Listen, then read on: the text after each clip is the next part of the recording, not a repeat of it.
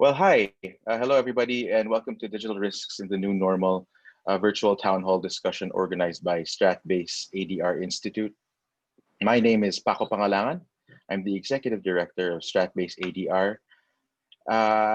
And well, we often talk about the increased importance of digital tools like the internet in our new normal lives, yet not enough is discussed about the risks that we face in this new normal.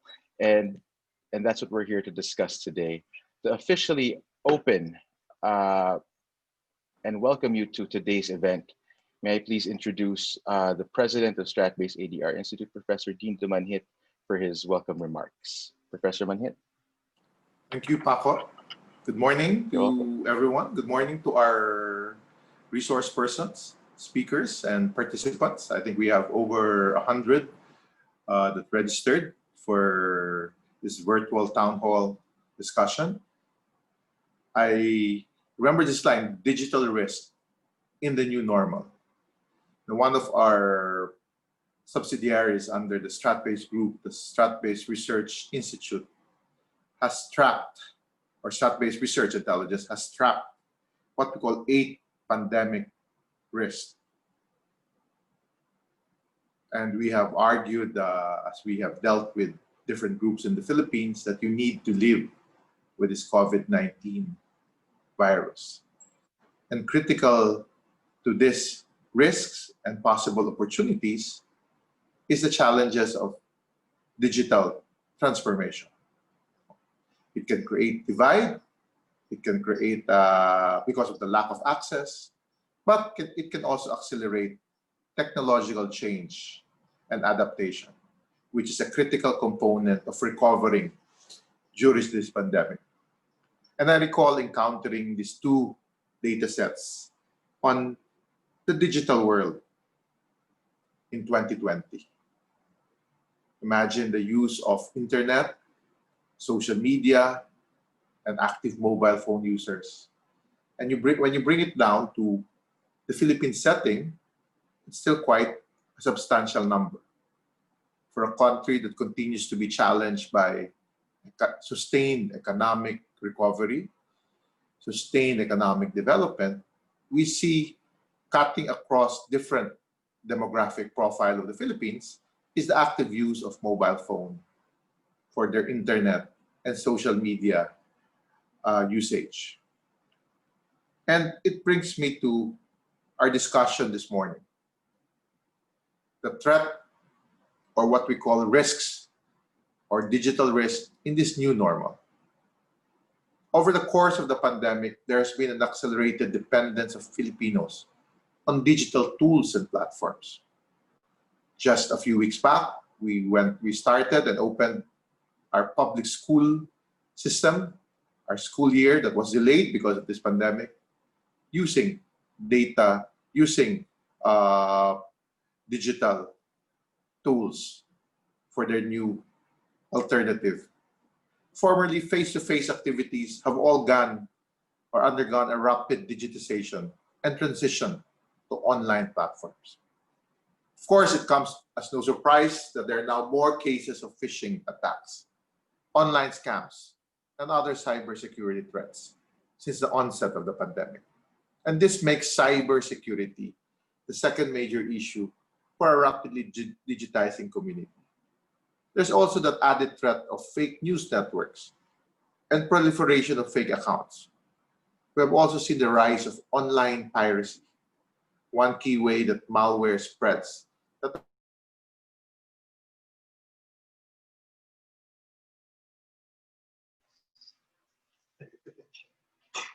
Hi. Sets like cybersecurity concerns. I encountered a survey just this few months back that 70% of survey respondents are more concerned now about cyber attacks than before the pandemic. And it cuts across countries, across our region, the Asia-Pacific region. Then you go into issues of piracy. You see the rise of online piracy, specific to the Philippines. our own intellectual property office, and we will have our speaker later, maybe to discuss this further.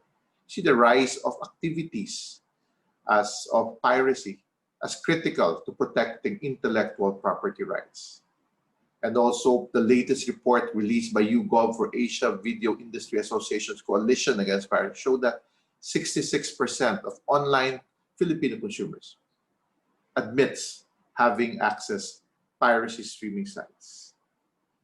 So we hope under our institute that we can really address the challenges of access to digital services, access and accelerated technological change as a key to economic recovery. We have argued in this country, it's about the whole of society dealing with the challenges of this pandemic period.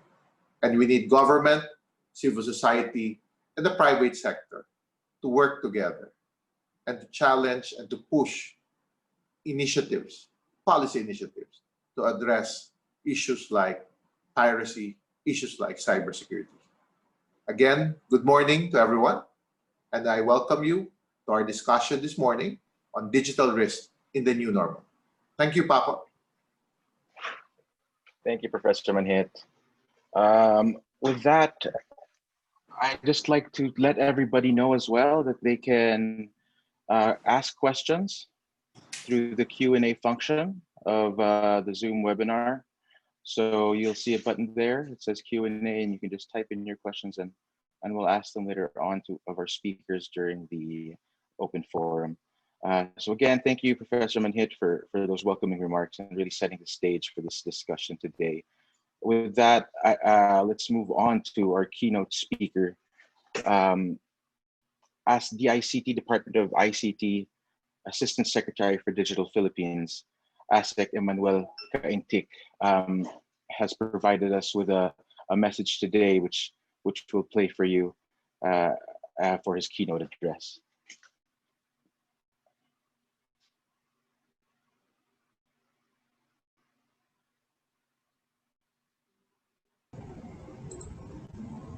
Professor Dindo Manhit.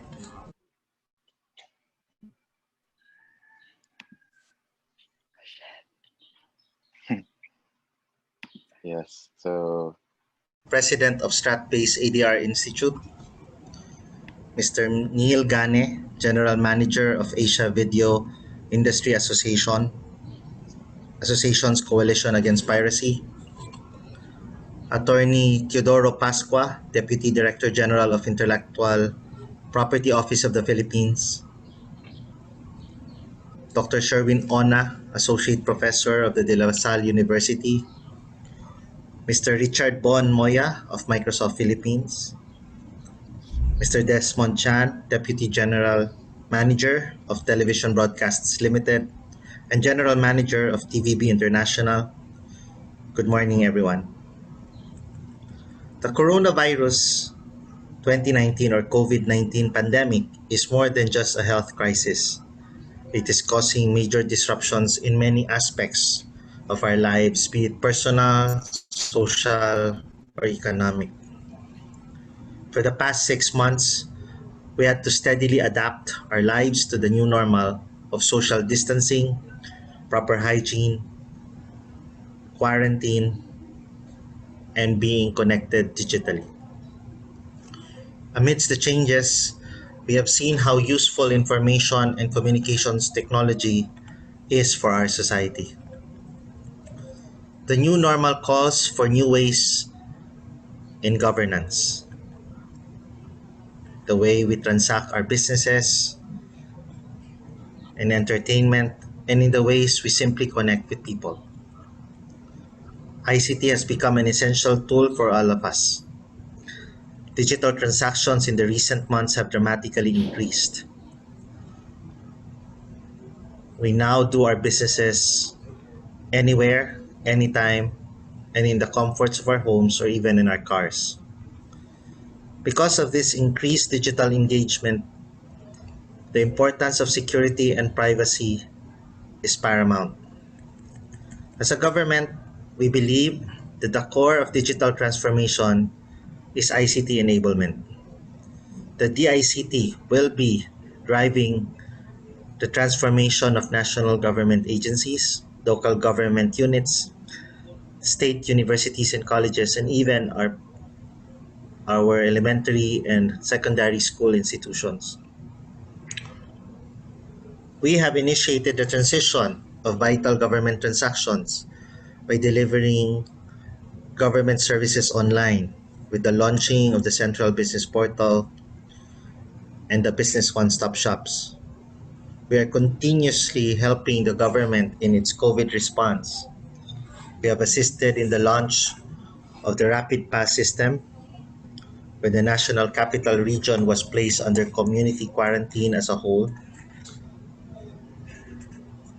We are also looking into contact tracing solutions and have launched some, in fact, as well as establishment protection systems. To realize the transformation, we need fast and reliable and secure internet connections. At present, we have digital connectivity programs which we are further ramping up to meet the demands of internet connectivity during the COVID-19 crisis. We are doubling our efforts in the fulfillment of the National Broadband Program, the Free Wi-Fi for All program, and our rural connectivity programs. Through these efforts, we hope to strengthen and enhance our existing national digital infrastructure across the nation. These connectivity programs are, of course, complemented by our strengthened cybersecurity initiatives, as work, education, commerce, and other key services become increasingly reliant on technology. It has become crucial to secure our country's digital infrastructure as well as our people with strong cybersecurity protection that adheres to international standards. People have become cautious in integrating technology in their everyday lives because of identity theft, phishing, unreliable service platforms, online piracy, among others. It is important that our citizens are properly educated in maintaining personal cyber hygiene themselves in their day-to-day digital engagements. They should install endpoint securities in their devices, as well as they should avoid illegally downloading movies and other content from unreliable sources, as these could possibly be embedded with malwares and viruses. The DICT also recognizes the existing cybersecurity threats to our critical information infrastructures. We are constantly engaging our various CII sectors in order for them to institute their respective cybersecurity emergency response teams and security operations centers so as to maintain resilience in their respective domains. We also would like to encourage other agencies, banks, and commercial institutions to conduct regular VAPTs and IT risk audits, as well as continuously address their vulnerabilities. We also wish for them to conduct regular cyber drills as frequently as they conduct DRP and BCP drills. The DICT, through its attached agency, the National Privacy Commission, also continuously ensures the rights of individuals to privacy and confidentiality of their personal information, as well as this will help them ensure consumer protection and welfare. Furthermore, the recently constituted Cybercrime Investigation and Coordinating Center will expedite the collaboration between government agencies involved in the investigation and subsequent prosecution of cybercrimes. To end, I would like to state that digital transformation lies in the harmonious collaboration of the government and the private sector, with of course the unwavering support of the Filipino people, and that we will remain a dynamic and innovative force. Thank you and mabuhay! Stay safe, everyone. Okay, thank you. That was the video of Asik Kaintik, his message for us today. So, you know, DICT, Asik Kaintik really discussed the department's plans to address the increase of digital risks and the need to improve our digital infrastructure. But in addition, also the importance of, you know, industry and users working together with government in what he called harmonious collaboration to improve their capacity to fight these increased digital risks. So thank you, Asik Kaintik. For our first speaker today, we have Mr. Neil Gain, who's the General Manager for Asia Video Industry Association's Coalition Against Piracy. And he's joining us today to share his presentation on a recent YouGov report on the Philippines. So Mr. Gain, the floor is yours. If you could put my slides on screen, if that's possible.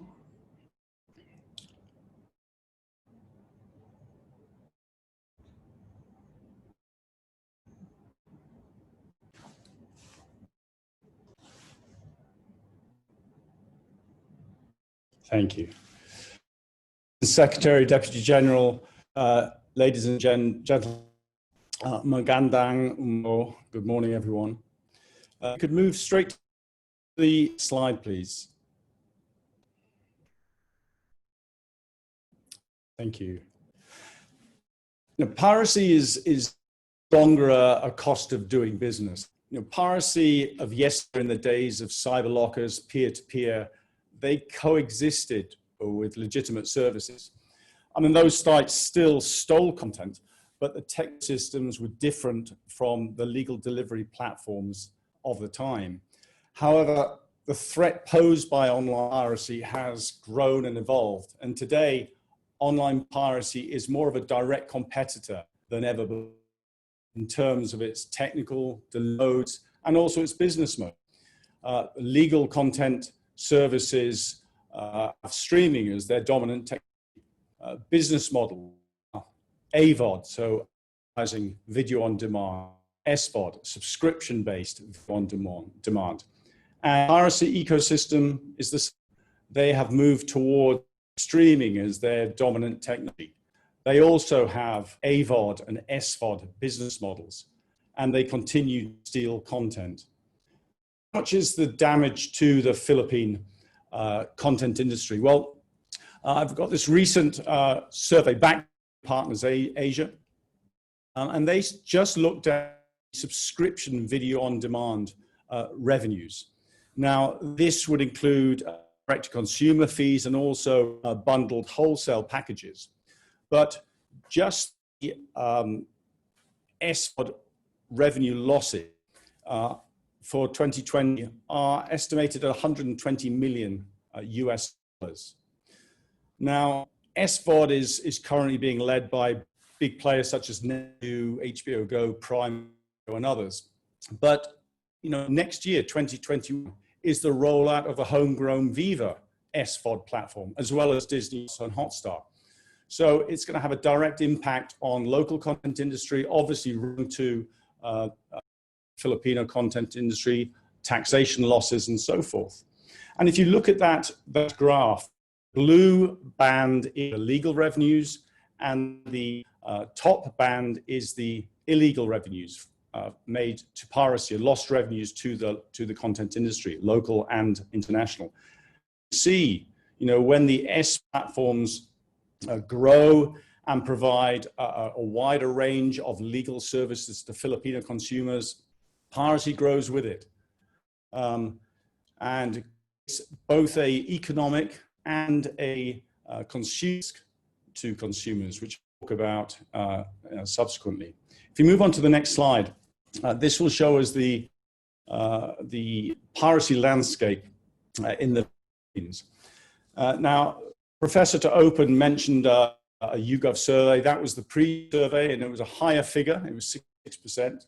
We have seen piracy drop because of the availability of legal throughout Southeast Asia, but the Philippines, as of last month, this survey took place by YouGov, they still have one of the highest levels of streaming piracy across Asia. You know, nearly half of Filipino online consumers said that they had accessed piracy streaming websites. Now, to the left of the screen, you'll see two neighbors of the Malaysia and Indonesia. And the recent surveys from YouGov found that those figures are substantially low, 22% and 28%. And I'll talk in the case study of Indonesia and Malaysia as to why those figures have dropped substantially in the last 12 months. If we move to the next slide.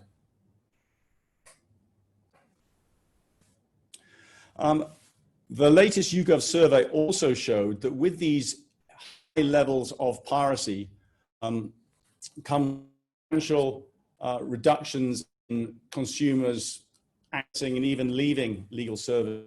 47% of consumers who access piracy sites said that they cancelled subscriptions to both local and national content services in the 32% said that they'd cancelled subscription to pay international streaming services. 14% said they cancelled their subscriptions to paid local streaming services as a result of them accessing piracy sites. 18% cancelled their entire cable TV subscription. 12% had cancelled specific part of their cable TV subscription. So piracy is having a direct impact on Filipino and international content services. Moving on to the next, please. So what are the negative consequences of piracy in the Philippines? The question was asked of consumers, and 55% realized that online piracy benefits criminality. 50% recognize that people within the Filipino content industry are losing their jobs as a result of piracy. 49% are aware of the malware risks, the close malware nexus between piracy websites and malware. 44% recognize that there was a loss of taxation go towards more societal benefits, hospitals, schools, and the like. And only 9% thought that there was no negative consequences to piracy. So there is a recognition that piracy impacts society in a number of ways. Unfortunately, this doesn't always mean that people will stop accessing piracy sites. Move on to the next slide. Now, one of the risks that is beginning to be recognized by both governments and consumers is the malware risk. And I commissioned a provider, White Bullet, which is probably the top global insurance provider. It does for the UK government, the UK, it also does work for the EU. And they've been looking at the type of advertising found on piracy sites across the globe. On the global average, is 12% of ads found on piracy sites have malware or are a fraud-based advertising. 29% is branded advertising, so premium brands, which unfortunately give the sense of credibility to these piracy sites. And they're also well-funded because the mainstream brand ads they can command a higher click-for price. Also found the global average on piracy sites for explicit pornographic advertising is about 3%. In the last 2 weeks, Bullet looked at the top 20 piracy sites in the Philippines, and they found that 17% of the ads on piracy sites were malware and fraudulent ads, much higher than the average global. 49% were branded ads, much higher than what we're seeing on global piracy sites. And 11% of explicit pornographic ads on those popular piracy sites focusing on the Philippines. Again, higher than the global average. Globe, through its Pay It Right campaign, had done a fantastic job over the last few years putting forward these consumer risks and trying to make consumers more aware of the various risks that they personally face, their families and their children, from accessing piracy websites, the malware risk. But more work needs to be done. If you move on to the next slide, please. So what can be done? Obviously, we need to reduce both the supply of pirates and also the demand for piracy websites. And in terms of reducing the supply, we can certainly disrupt piracy technical ecosystem. And one of the tools that we've had a lot of success of global, around the world, but specifically in Southeast Asia, is site blocking. And I'd like to talk through a few examples of that. But if you move on to the next slide, it's interesting that when asked, what would the following measures be the most effective to reducing piracy in the Philippines? When YouGov asked that question, as the most effective measure was indeed site blocking. 53% of online Filipino consumers agreed that the most effective measure to reduce piracy behavior in the Philippines was a government or a law for ISP piracy websites. So this type of regulation would have the support of the consumers, and it isn't an outlier regulation. It's something that's becoming more widespread in Southeast Asia and globally. If you move on to the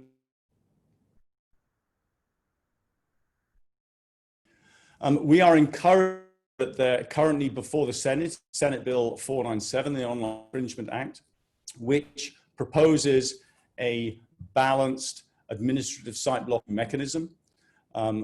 Industry is very supportive of this Senate bill. We would encourage other members of the content industry to come together with Video Coalition of the Philippines that was formed earlier this year, and encourage legislators to look closely at this bill, support the bill, and get it passed through the Senate.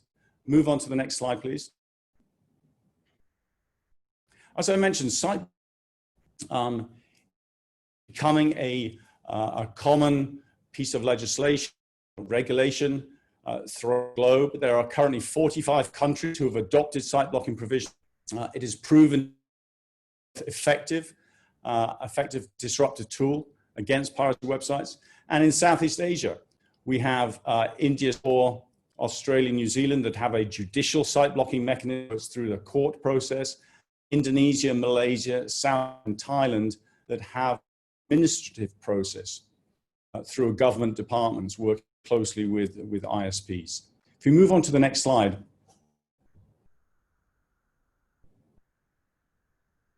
And I'd just like to talk through, to finish, two examples, in Indonesia and in Malaysia. Now, the Indonesian piracy landscape is slightly different to the Philippines. It's challenging in that it's indicated there are three large syndicates that control probably around 75% of the piracy ecosystem. Advertising is predominantly illegal gambling. So it does provide some challenges. Now, Indonesia has had administrative site blocking for about 6 years, but it was a very slow process. It involved going through 2 ministries. So CAP helped the Video Coalition of Indonesia, a big last year. You can see those who are members of the VCI, but it's made up of media commerce, film producers association, domestic content creators, pay operators, theatrical associations, OTT platform operators. And we had a number of meetings with government to fast track, to make the blocking mechanism more active. And it has certainly been successful over the last 12 months. If you move on to the next slide.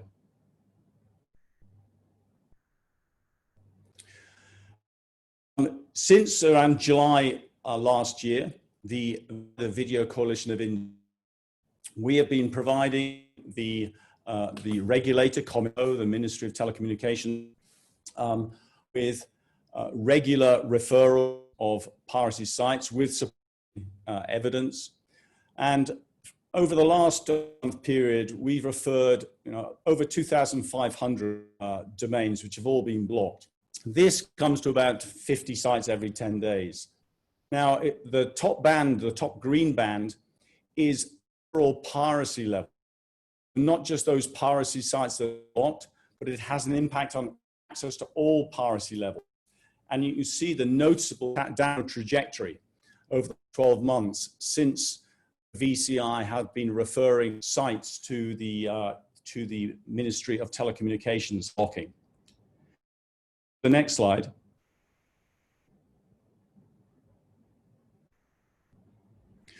What we have seen, and this is using the CAT data portal analysis, which measures the Alexa ranking of traffic going sites.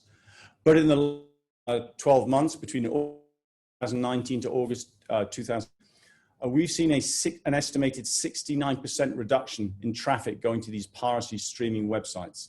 We've also seen an estimated 30% increase in going to the legal services within Indonesia, both domestic and international.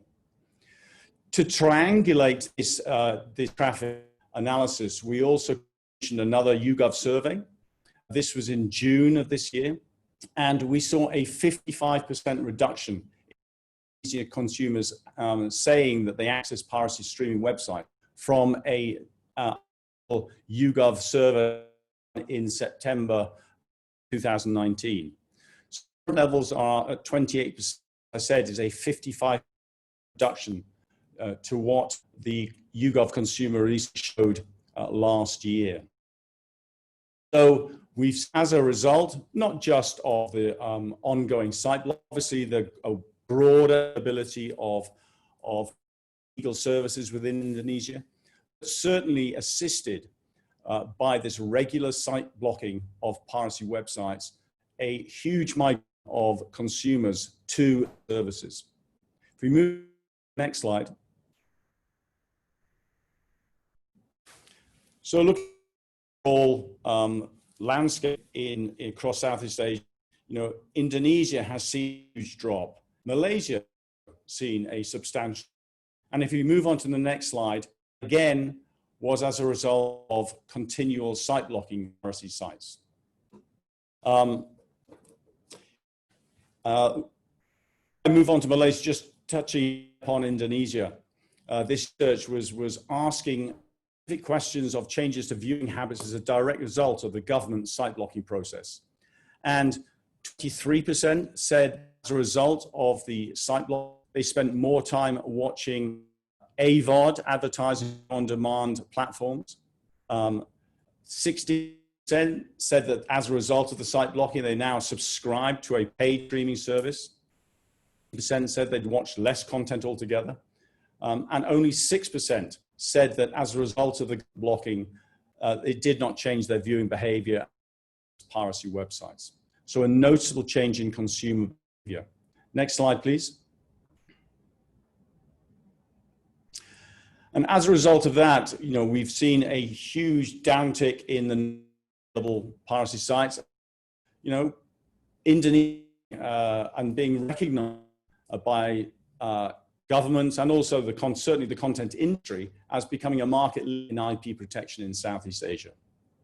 Move on to the next slide. And finally on Malaysia. Malaysia had administrative site block for a number of years, but again, going through ministries, which is a very slow and cumbersome process. CAP, working with AVIA, beginning of last year, ran an anti-piracy summit, working closely with the various ministries in Indonesia.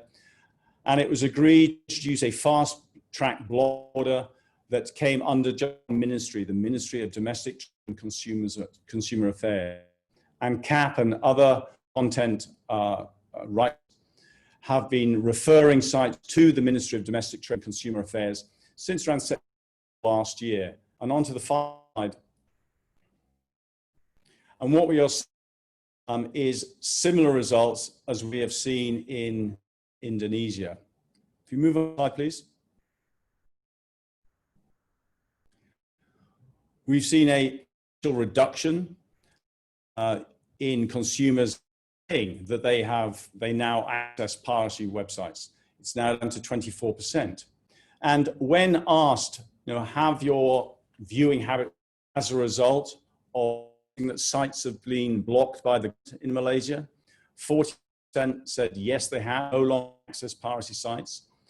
Percent said yes, they've noticed it's being blocked, and they now only access piracy sites. And 11% said notice piracy sites being blocked, but they still continue to access piracy sites. So we are seeing a noticeable change in consumer viewing habits, a migration back to legal services as a result of government site blocking in Malaysia. So we have two cases in both Malaysia and Indonesia, which is showing the effectiveness of site blocking, which not only protects the domestic industry as well as the national industry, it also protects consumers who, instead of accessing piracy sites which make them vulnerable to malware, it provides an array of entertainment, a stable website, a stable environment to view entertainment, importantly, a safe environment to view entertainment. So on that note, I've finished my presentation, and I'm more than happy to take questions during the open forum. Thank you very much.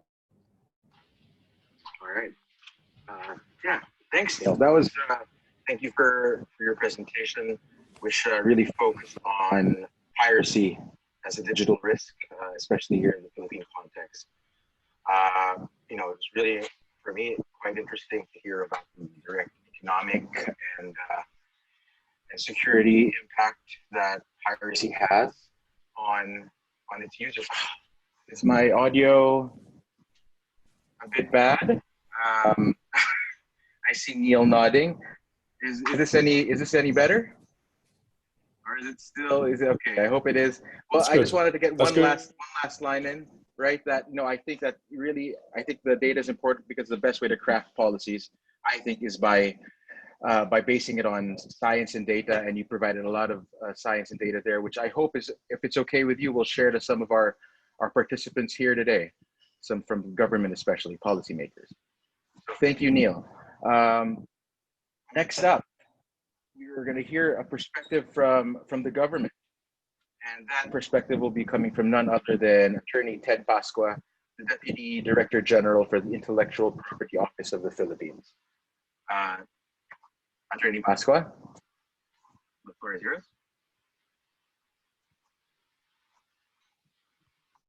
Okay, good morning, everyone. Good morning to Professor Dindo Manhit. Nice seeing you, sir. We haven't, you know, Dindo and I have known each other more than 10 years ago. But ever since knowing each other and planning to have coffee time with each other,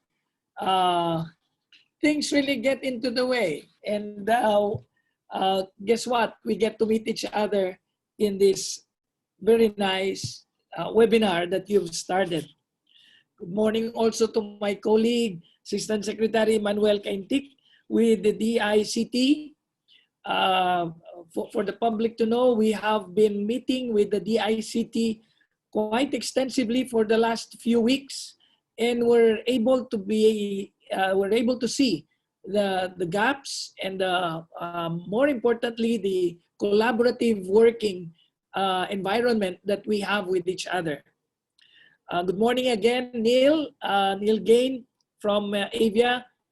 Neil, even if it's public, I want to tell you, you will be working with us. Hopefully, you'll want it to be within the next few months. Our work, our plan at IPOPHIL for the next coming months, particularly as we kick off the next year, 2021, you'll be getting tired dealing with us perhaps, but it's already in our plans. We've just made our upcoming 5-year plan, and it's getting refined, and you'll have your hands full dealing with us. Dr. Sherwin Ona. I look forward to it, so thank you very much. Yeah, sure. Dr. Sherwin Ona from De La Salle University, Richard Bon Moya of Microsoft. We'll be hearing from you, and again, we'll also be meeting with you at a heightened level together with the group of software developers in the country. Mr. Desmond Chan from the Television Broadcast Limited, General Manager of TVB International. And yes, thank you also, Paco Pangalangan. The Philippines enacted on June 6, 1997, that's about 23 years ago, and we'll be having our silver anniversary, 25th year, 2 years from now, Republic Act 8293, or otherwise known as the Intellectual Property Code of the Philippines. It took effect, however, January 1, 1998. Among the basic highlights in the creation of this this law is the institution of the Intellectual Property Office of the Philippines, taking over from what was known before as the Bureau of Trademark, Patents, Trademark, and Technology Transfer, which is in the forefront of protecting intellectual property rights. Hence, IPOPHIL is the government agency mandated to minister and implement state policies on intellectual property to strengthen the protection of IP rights in the country. There is a significant government support on intellectual property rights. For as early as 2008, Executive Order 736, also quite an aged administrative order, issued by then President Gloria Macapagal Arroyo, created the National Committee on Intellectual Property Rights, which is tasked to coordinate interagency efforts of the government to promote, protect, and enforce intellectual property rights in the country. The NCIPR is composed of 12 member agencies. Oh, I hope my, there you go. I was hoping it will move. Composed of 12 member agencies led by the Department of Trade and Industry as chair and IPOPHIL as vice chair. And this is not necessarily seen easily, but I would like you to take note that about 2 months ago, the Department of Trade Secretary named as his representative and alternate to the NCIPR, IPOPHIL's Director General Barba. So the NCIPR now is handled as chair by IPOPHIL, and IPOPHIL as vice chair. I am taking that seat. In short, the whole NCIPR now is led by the premier agency on IP in the Philippines. It is composed of, as I said, DTI, IPOPHIL, the Department of Justice, the Food and Drug Administration, Optical Media Board, the Bureau of Customs under the Department of Finance, the Philippine National Police, the National Telecommunications Commission, the Office of the Special Envoy on Transnational Crimes, the National Book and Development Board, the NBI, particularly its IPR, Intellectual Property Division, the Department of Local Government, Interior and Local Government. So we're also, for the benefit of your hearers, we're now working for and inviting the Bureau of Internal Revenue as well as the Bureau of Immigration to be part of this interagency group, which is concentrated on intellectual property rights protection. To ensure the effective implementation of its enforcement functions, IPOPHIL also issued Order Number 13-170, which laid out the rules and regulations to exercise enforcement functions and visitorial power of the Intellectual Property Office through its Intellectual Property Rights Enforcement Office, which is what we call IEO. We are currently reviewing our IRR for it, and you will be certain that within the month, an amendment will be issued, revitalizing the IEO and strengthening the efforts of the Intellectual Property Office regarding intellectual property rights. Now let me go on the digital risk on the new normal. Number one, or the first, is the risk of buying fake products. The current trend to use the internet and the virtual market in doing activities and transacting business obviously has increased through the last few months brought about by the pandemic. The problem of counterfeiting and piracy, as well as selling and offering for sale online and through social media and different online platforms, counterfeits and piracy goods can be done with much ease. Just to show you how this has remarkably increased, meaning to say the sales of pirated goods and counterfeit goods, this year alone, next slide please, this year alone, from January to September, our intellectual IEO received a total of 150 reports and complaints, which exceeded the total number of reports the office received from 2013 to 2019 in just a few months, which is at 146 complaints for 7 years. Thus, about 60% of these reports involve counterfeiting and piracy, which is a staggering 91.86 occurrence online. In our IEO data, in terms of piracy, shows and movies constitute 41%. Educational books and e-books, 29%. General e-books, 26%. And software, 4%. On the counterfeit goods, apparels take up 65%, gadgets 17%, perfumes and cosmetics 13%, and pharmaceuticals 4%. In terms of online violations by platform, let me just caution you when we say violations of intellectual property rights, it does not necessarily point to the platform alone, but through them. But I'll discuss the role in a little while. Number one is Facebook with 69.62%. Number two is Shopee at 8.86%. Number three is Lazada at 7.59%. YouTube at 3.80%. Carousel at 1.27%. Instagram 1.27%. Vidyard 1.27%.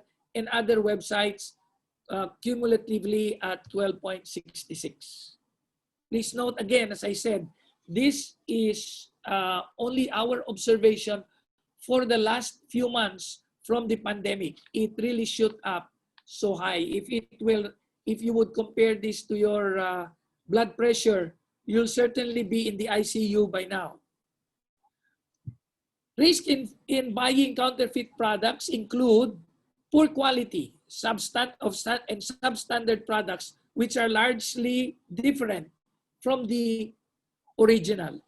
Now that poor quality, unfortunately, eats up your money. I remember somebody close to me tried to buy a hula hoop, a simple hula hoop. I was telling them, just buy the plastic hula hoop round thing that you connect to each other. They said, no, this is a nice gadget. It is a weight, it has a rail that can go around, etc. and the like. Using it only for 2 to 3 times caused it to be destroyed. Poor quality, substandard.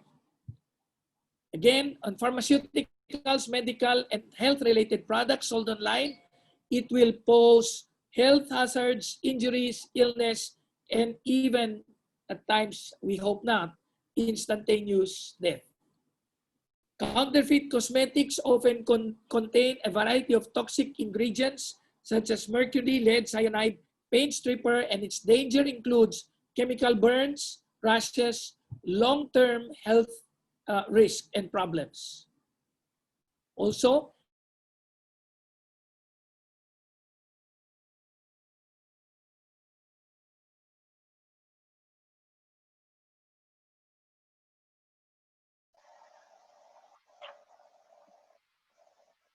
Hello? Attorney Pascal.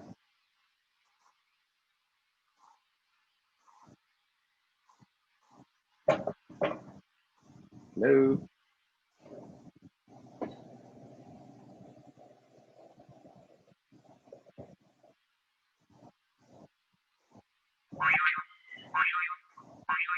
Okay, so looks like we may have lost Attorney Pascal for a bit.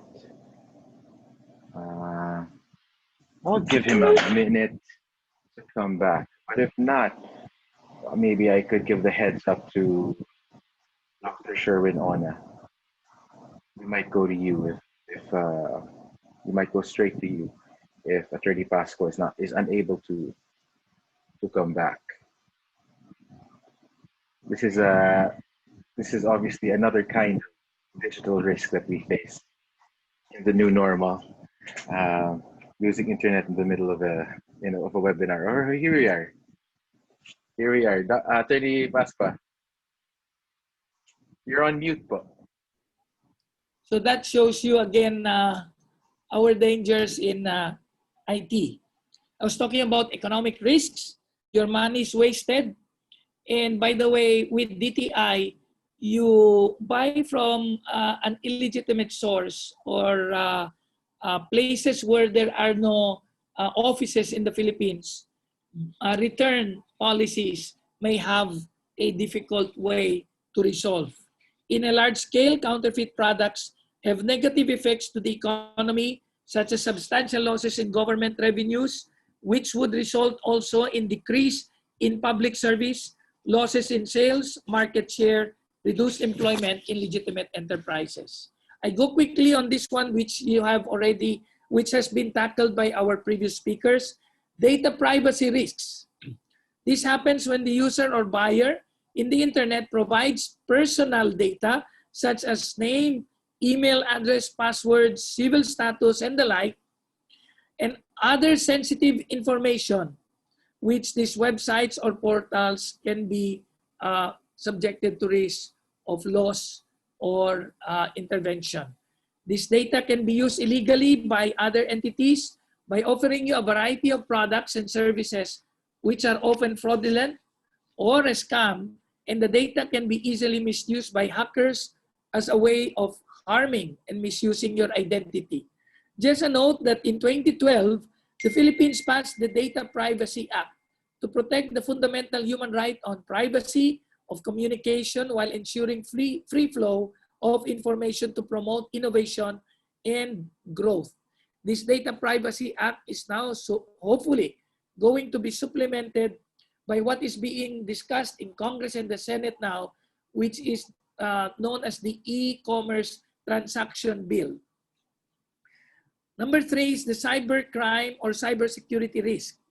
This involves the risk of cyber attacks, which are often have the objective of accessing sensitive information and then using that information for malicious ends, such as extortion or preventing your normal business processes. Again, in 2012, the Philippine Congress enacted Republic Act 10175 or the Cybercrime Protection Act.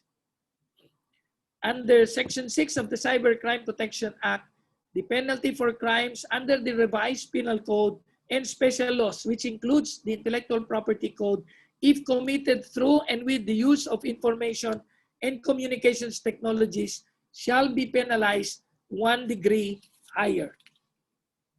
Now, let me go on a quick one, which I hope will be one of the takeaways that you would have in this seminar. How do you spot a fake product?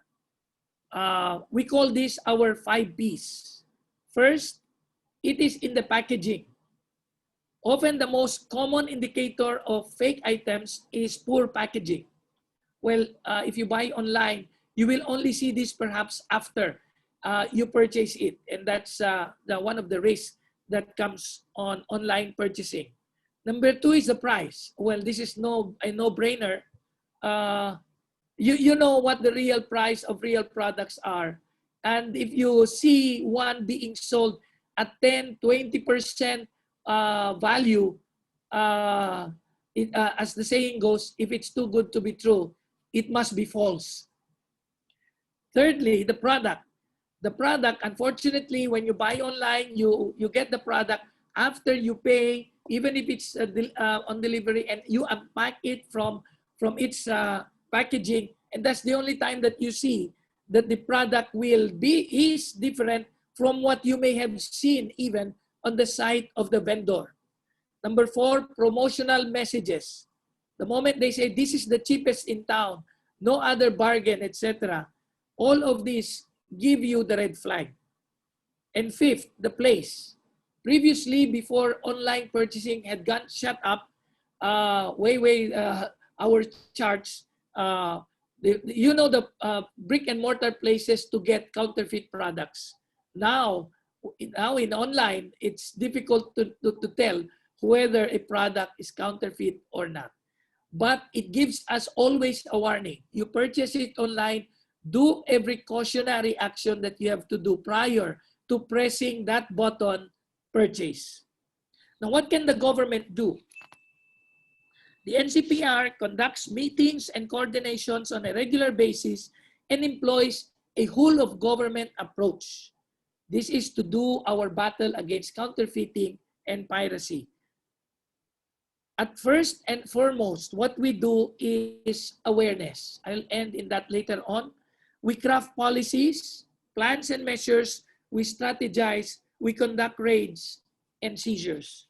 The NBI and the PNP as well as the OMB are the primary agencies of the NCIPR that does anti-counterfeiting and anti-piracy action. Part of the whole of government approach is our lobbying in Congress to pass bills that can make online markets a safer place for IP holders and the consuming public.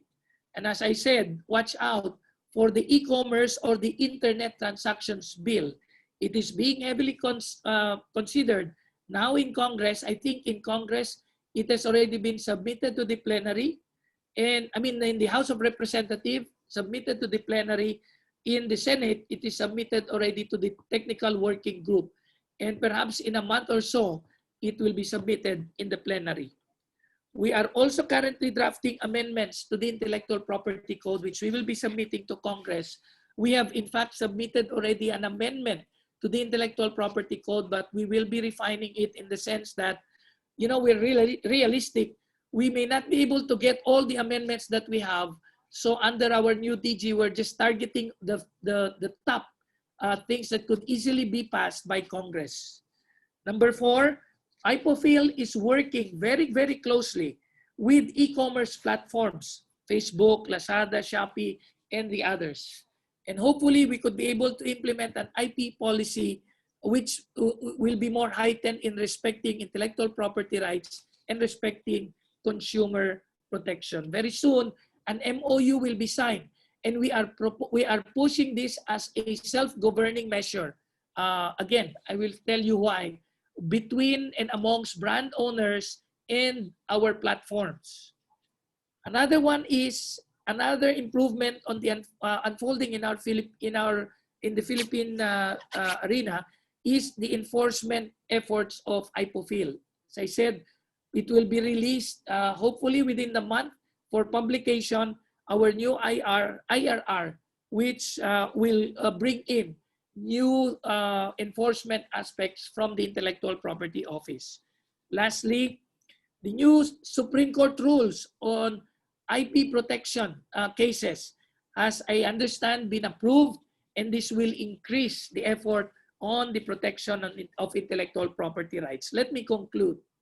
Digital risks have surged up in the new normal where we are currently, and we depend so much on the internet and online platforms to transact and perform activities, particularly selling and buying of goods. Number 2, laws are available and related legislation will be passed very soon to counter and punish online violations and crimes. Government efforts through the NCIPR and other agencies, including our FDA, are increasing and studying how to increase governance, rules, and actions against violations of intellectual property rights, also violations on piracy, as well as privacy and security-related crimes. Let me end with this quote. The tribal community lived in the totality of circular time. The farmers of God's universe understood before and after. Workers of the clockwise universe lived by the tick, and we creatures of digital area must relate to the pulse. This is from Douglas Rushkoff. Let me end with this, as I was pointing out earlier. We really would like to educate, and I thank you, Dindo, and your group, and we hope we could still increase this. My partners, stakeholders who are speaking in this group, let us really educate our people. We must educate them and grant them all the awareness that they have against intellectual property rights violations, against risks in the internet and in all other areas. More importantly, let us begin with our young, in our families, in the schools, in our educational system. They will be the next generation. If we don't teach them, one saying that we have is, it's difficult to teach old dogs new tricks, or and the like. No? So let's really take care of our young. That's the only solution. You know, some people are saying even before, it's difficult to teach these old people, including my age.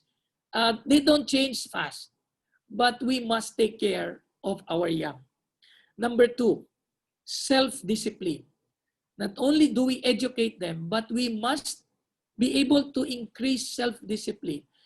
You know, you just have to see this outside in the traffic. No, perhaps not as many now, but the traffic still is the best example. Why do we need to pay so many people traffic aids only for drivers to follow the rules? If we are not doing and exercising self-discipline, we pay cost double. Okay, so let's really exercise self-discipline. I pointed on those two things: education and awareness, and self-discipline. What is the third? And this is my warning. In case the two fails, in case we fail miserably in the two, government cannot be stopped to step in. And when we step in, rights will be a very, very difficult tension point. It will now be an issue of order versus rights. And you know what happens. In most instances, rights have to be given up so that order can come in. Those 3 points I leave with you. And I hope that we continue to use the internet and the digital platforms where we can exercise caution and be able to adapt accordingly the technology and its intricacies to our advantage, not to our injury. Maraming salamat po. Congratulations to you all. Thank you, Attorney Pasco. I think Attorney Pasco. Yeah, ako po, the figures that you showed of the staggering increase in cases and reports over the last few months was very interesting. I think that it further elevates the awareness for the importance of the work you're doing at the IPO, and at the same time, the requirement for us to change maybe our policies and programs, and also the way that we use the internet to adjust and adapt to this new environment that we're now operating in. So thank you, Attorney Pascual. Next, we have none other than Dr. Sherwin Ona to share some perspectives from the ACA team. Dr. Ona is a professor at LaSalle University, and at the same time, of course, one of our non-resident fellows here at the Institute. So Dr. Ona, please, your thoughts would be very much appreciated on this topic. I'm now sharing my slides. Can you see it? Yes. The only way to discover the limits. All right. Well, of course, a pleasant good morning, pleasant day to everyone.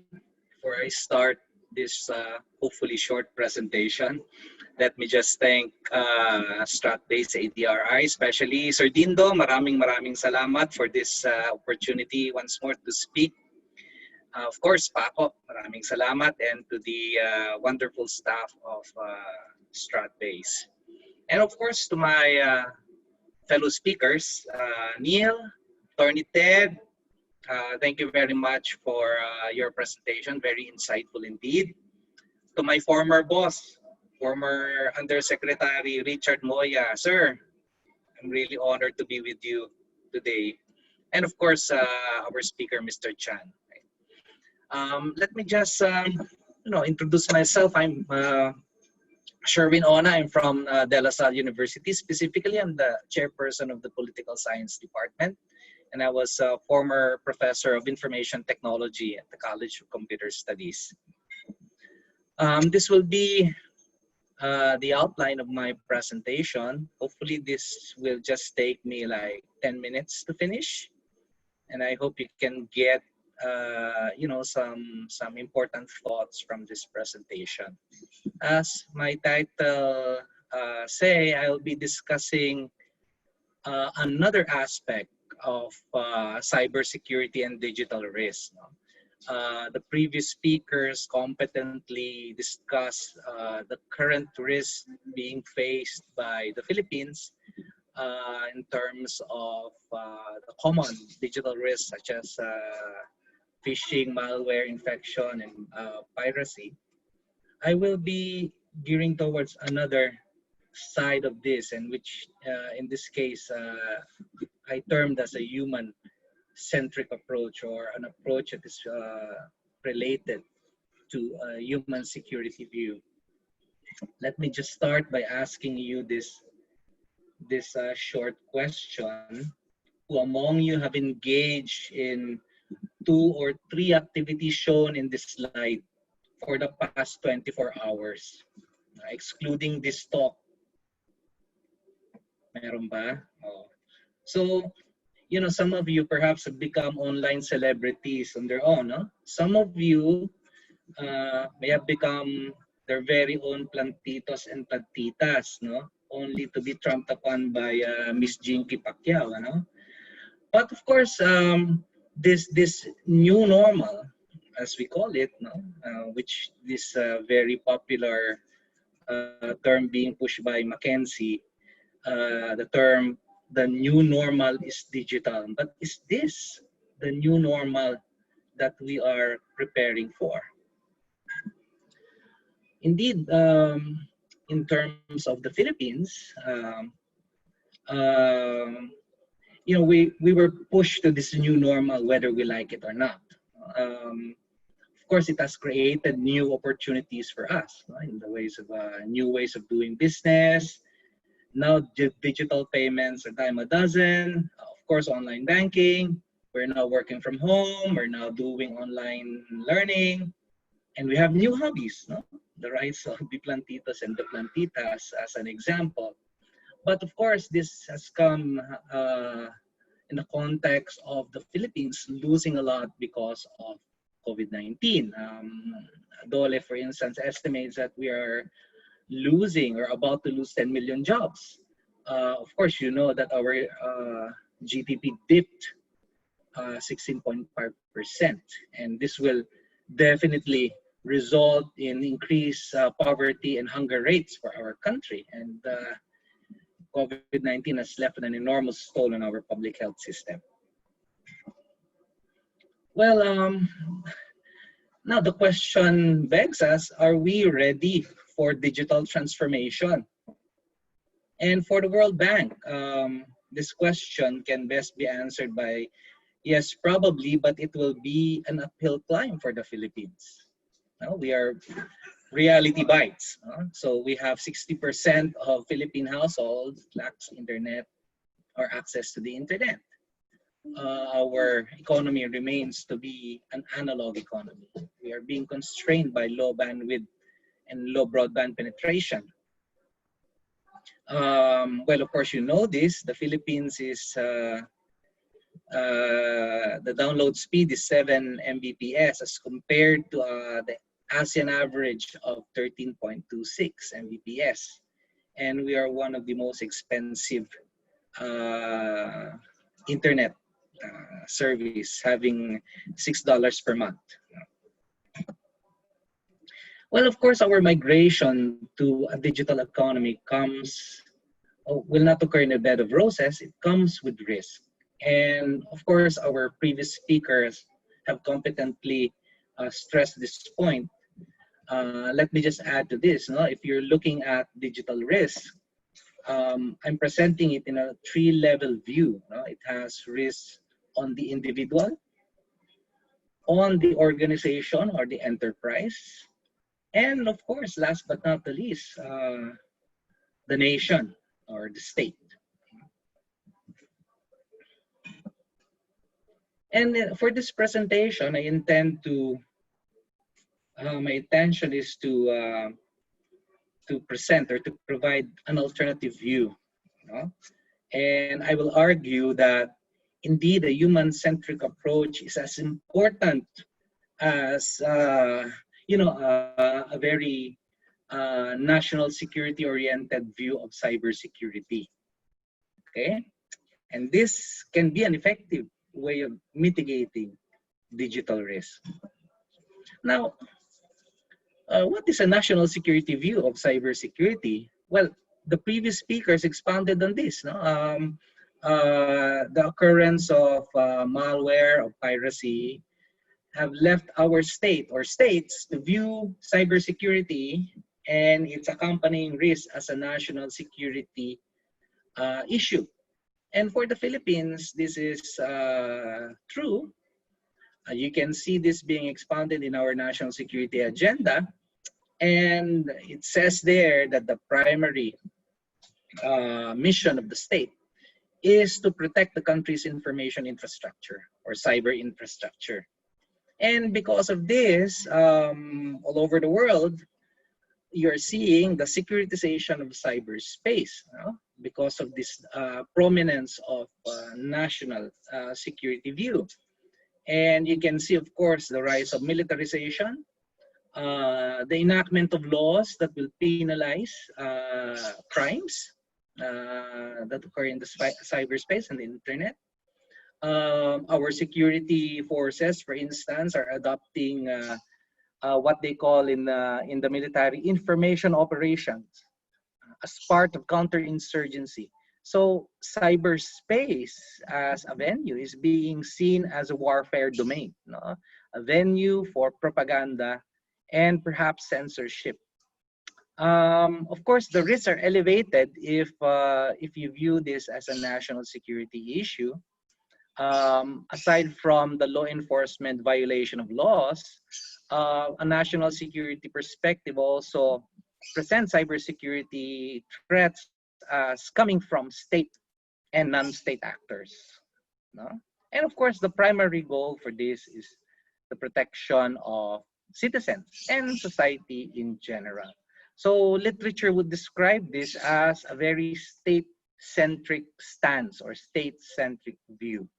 Of course, for this presentation, my argument is this view is not enough, okay? And you need to inject the concept of human security to complete the puzzle of how to mitigate cybersecurity risk or digital risk.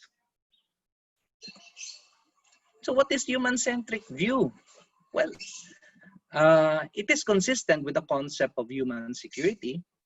For one, it's there, the primary goal here is to protect people and promote conditions wherein people, communities, societies can achieve their development goals. Okay, simply put it at that. People are given, societies are given a venue by which they can achieve their highest potential. Okay? It also underscores the importance of human rights. Okay, so this is what's different from a state-centric view. Human-centric view underscores or gives prominence to the idea of freedom from fear, freedom from violence, having the importance of having your privacy rights, the importance of expression, and the importance of not having unjustifiable sharing of your personal data. So in this type of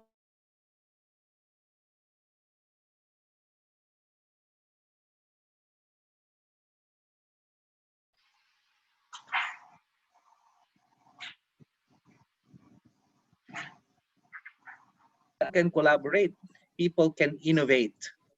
Okay, cyberspace is a venue that can push further good governance, digital governance, and of course support democratic values,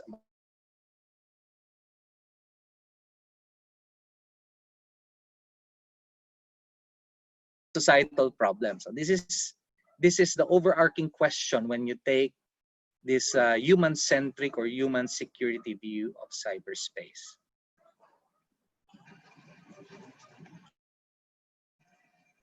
Now, going into the specifics, when you say human-centric, how to mitigate digital risk, it entails, for instance, knowing your environment, knowing your ecosystem, so to speak. You know?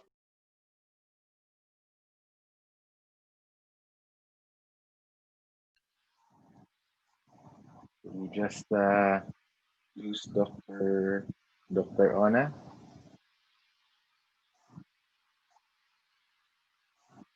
Yeah, I think we did. Again. There we go. Dr. Ona, you're back, but you're on mute. Where did you lose me, Paco? Can we put the slides back up for Dr. Ona?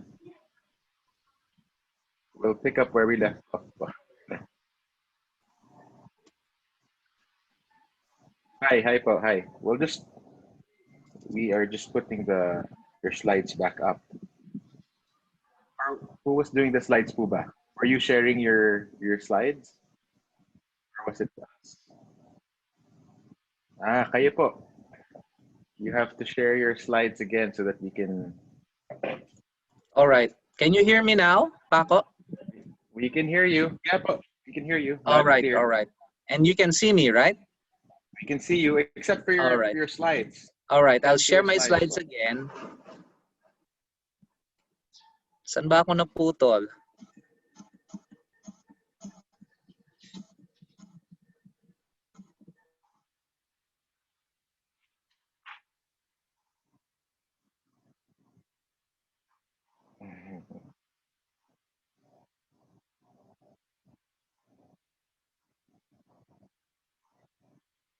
Yes. So, hello, Dr. Ona.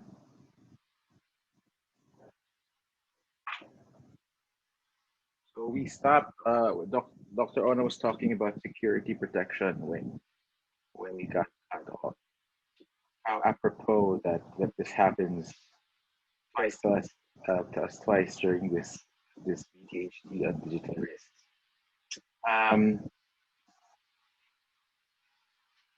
If Dr. Ona cannot rejoin us soon, we might have to move on to Mr. Bon Moya from Microsoft Philippines.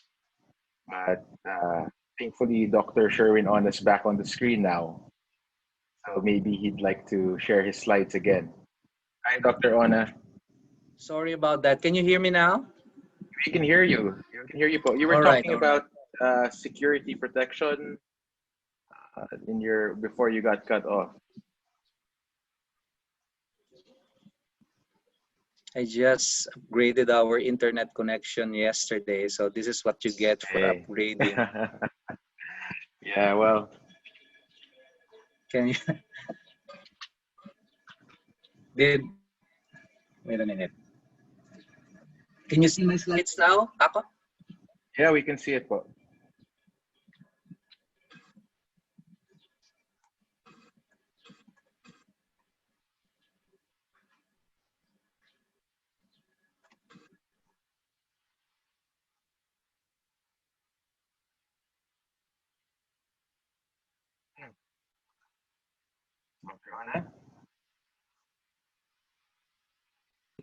your audio is kind of delayed. So yes, can I now continue? Yes, please, Dr. Anna. Go Yeah, ahead. okay. So is this the slide where I was cut off? Yeah, that's a good slide to pick up. Okay. So I was saying a while ago that the prominent view on cybersecurity is always the national security view. Okay, cybersecurity is seen as a component of the overall national security strategy. So in the Philippines, this is true. No, if you look at the national security agenda of this administration, it says there, no, cybersecurity's goal is the protection of the country's information infrastructure. Okay? And of course, globally, this phenomenon is not only true in the Philippines. Now you can see this globally. The securitization of cyberspace, its militarization, and of course, its law enforcement and public safety side. No? For instance, Facebook, with our security forces, for instance, Facebook is being seen as a domain for information operations, as part of counterinsurgency. Globally, cyberspace is being treated as a warfare domain, a venue for propaganda and censorship. No? And of course, what are the risks here? No? In terms of the national security view, risks are being presented as violation of established laws and possible attacks coming from state and non-state actors. Of course, the whole goal of this national security view is to protect citizens and society in general. So in literature, this is called as a state-centric stance or state-centric view. Of course, my argument is that, of course, this is valid, but it's inadequate. We need to have a human security orientation, a human-centric approach in order to complete this puzzle of mitigating, how to mitigate digital risk. Now, what is a human-centric view? So it's basically the protection of people and the creation of an environment where people and societies can pursue their development goals. Okay, they can be more productive, they can grow, unhampered growth. And then the internet is being seen as a venue for this. And of course, in terms of a rights-based approach, a human-centric view is closely related to human rights. So how this approach can preserve freedom of expression, for instance, freedom from fear, freedom from violence, especially online bullying, for instance. How can human-centric regimes prohibit unjustifiable sharing of personal data?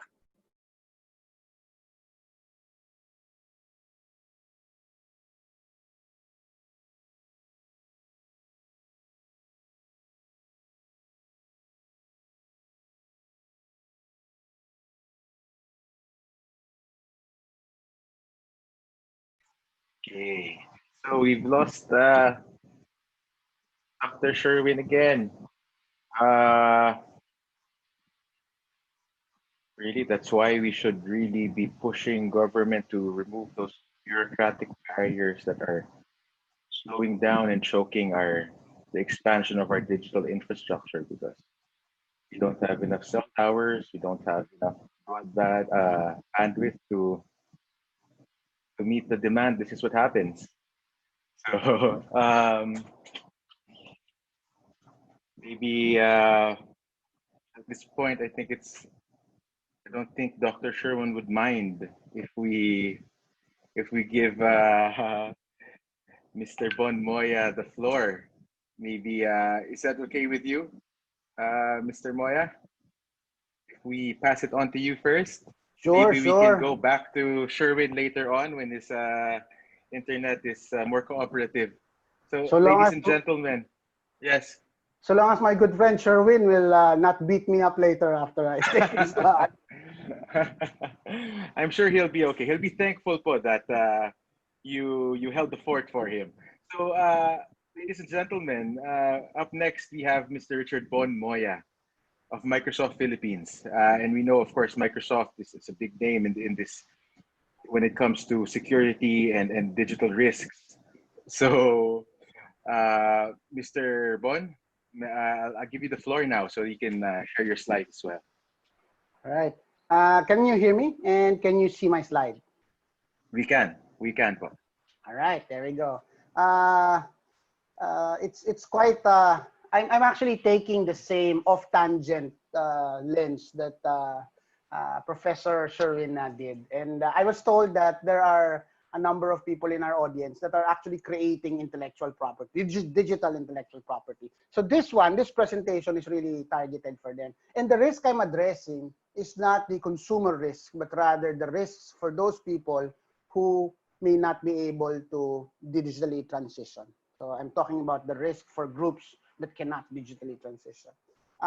Before that, also, just like to make a disclaimer that Dindo and I are not brothers. Although it may seem like we have similar attributes, other than probably a curious mind, no, we're not brothers. So let me start with a panda bear. Now, are you a panda bear? And what does this have to do with digital transformation? Let me first tell you that from a brand perspective, a panda bear is universally recognized. I don't think anyone in this conference will not recognize what a panda bear is. So universally recognized, check.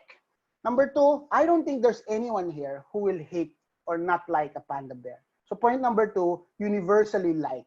Okay. So from a brand perspective, panda bears are recognized universally and liked universally. There's nothing more you can ask for. Now hold that thought because I will tie that down later on my next slide. Let me just show you this slide. And this guy is a victim of wireless technology. Okay. And the takeaway from this slide, although it's funny, it's actually bittersweet. The truth is now with current many disruptive technology, it actually now affects our work and our livelihood. And for many of us, we're like this guy. We are disrupted by the technologies and have taken away opportunities that normally we would have thrived on. Okay. This is another slide, and they are also victims of wireless technology. Okay. And the takeaway here is that not only does disruptive technology change the way we work, it actually has reached a point where it actually changed the way we live. Okay, and this is the takeaway of that. And Tom Goodwin, and this is a bit dated, this is 2015, said that the largest taxi company does not own any vehicle. The biggest media owner doesn't create any content. The biggest retailer does not own any inventory. And the world's largest accommodation provider does not own any real estate. So Tom Goodwin said something interesting is happening. And this is really because of the digital shift. No? You feel it by the fact that now I think that you can still buy long playing albums, but you cannot buy cassettes anymore because of the shift in the way we consume most of the product. Okay. And that now we have seen that industries are now really in transition. For example, before when you go to a store, it's one size fits all. Large, medium, small. Okay. For guys like me, I don't know about you.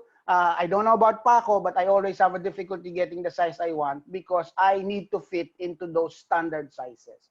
Because of the digital transformation, we are now seeing personalized items. Proof of that is your phone. You buy the same phone, but the content is all unique to you. The games, the messaging apps, the communication apps are really personalized to you. And that's how we have started offering services and products to the market. This won't move. There we go. Now, manufacturing, because of the industrial revolution, have always been centralized. The mantra is that there's economies of scale if we put everyone together and work together at the same time. So much so that many of our labor laws are actually attuned to that paradigm, that everyone must come in on time and put in the same hours and then compensate based on the hours that they put in. But now, because of the connectedness of the fourth industrial revolution, products are really connected. So much so that in some instances, you go to a site, you create a different CPU, a different motherboard, a different case. They put it together and check if it's compatible, and then they generate that PC for you and send it to you. In many instances, that's how we do it in many of the manufacturing sector. This one is more important. Before you go to the hospital or see a doctor if you're sick. And the paradigm is that I react when I feel sick. So now with current AI and proliferation of data and our ability to crunch them, health has actually become predictive. So much so that, for example, in India, because everyone goes and gets an X-ray because they have a high TB case, they have found out with the richness of the data that certain types of images actually will tell you your predilection for lung cancer in 5 years, 7 years. So now you go to a health center, they do a DNA profile. I've seen some of those. And they tell you your propensity for certain types of disease, and therefore very early in your life, you need to start mitigating before you even get sick. Okay. All right, it's a bit slow. And of course, we all know this. Before, 10 to 3. And you have to get someone to go to the bank 10 to 3 because they're only open 10 to 3. Now at 11:30 in the evening, one of the PTA parents send me something because they're trying to make money off COVID and I need to pay them. And then I whip up my phone and do it. So now banking is real time. So this is because of the Industrial Revolution. It started in 1700s with clothes. And you know, this is important and I need to highlight this, especially for those who will be displaced. When they started mechanizing production of garments, sorry for that, the workers did not like it. In fact, they had a rally and said, we should stop this mechanization of the production of our garments. Eventually, they did not succeed and the mechanization of the garment industry happened in the first Industrial Revolution. So much so that now everyone gets a decent, predictable, high quality, low price product. So what we're experiencing now, the disruption has actually been experienced in the 1784. So much so that because of COVID, when we measured this, we saw 2 years of digital transformation in just 2 months. And this is because of what's happening because of the pandemic. And now it's not just remote work and it's not just remote studying, it's remote everything. Remote grocery, remote movie, everything needs to be done remotely. Which becomes a problem, like Professor Sherwin will tell you, when your infrastructure is not ready.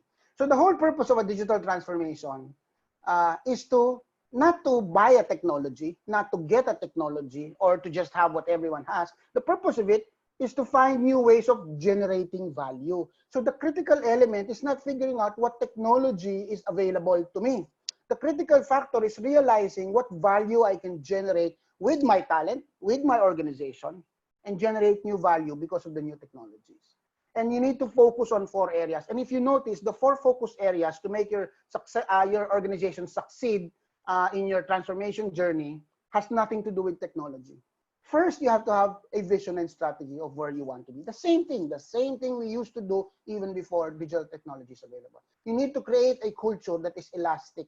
It invites diversity because innovation thrives in diversity and needs to accept change as a regular component and innovation as a regular component in the way they do things. If you resist and your natural reaction is to resist the changes, then likely more and more as the transformation becomes more pervasive, your options become smaller and smaller. And not all digital transformation journeys are the same. It's unique for each individual, for each organization, because what you need to do is amplify your strength, your unique strength as an individual, as an artist, if there are artists here, or as an organization to come up with your own digital transformation journey. And clearly, new world requires new skills, and therefore we should all invest in improving our capability. So sabi ni Daniel Newman, in a world where data rules, all companies are tech companies. So if you're not a tech company, you're in trouble. And I don't mean everyone should go into software or everyone should go develop their intellectual property. No, it means that if you're in healthcare, you have to have tech-enabled healthcare. If you're in retail, you have to have, you should be a retail tech company. If you're in real estate, you have to be a tech real estate company. Otherwise, you may not be able to compete. And because things are new, the risks are new, all right? And no one should tell you that they know all the risks because the risks are still unfolding and the risks will continue to change in the next one. So the critical skill is not the ability to know what the risks are, but the ability to be nimble enough to allow you to address the emerging risks as they come. And critical to all of this, to reach your market, trust is a new currency. And this is a good example.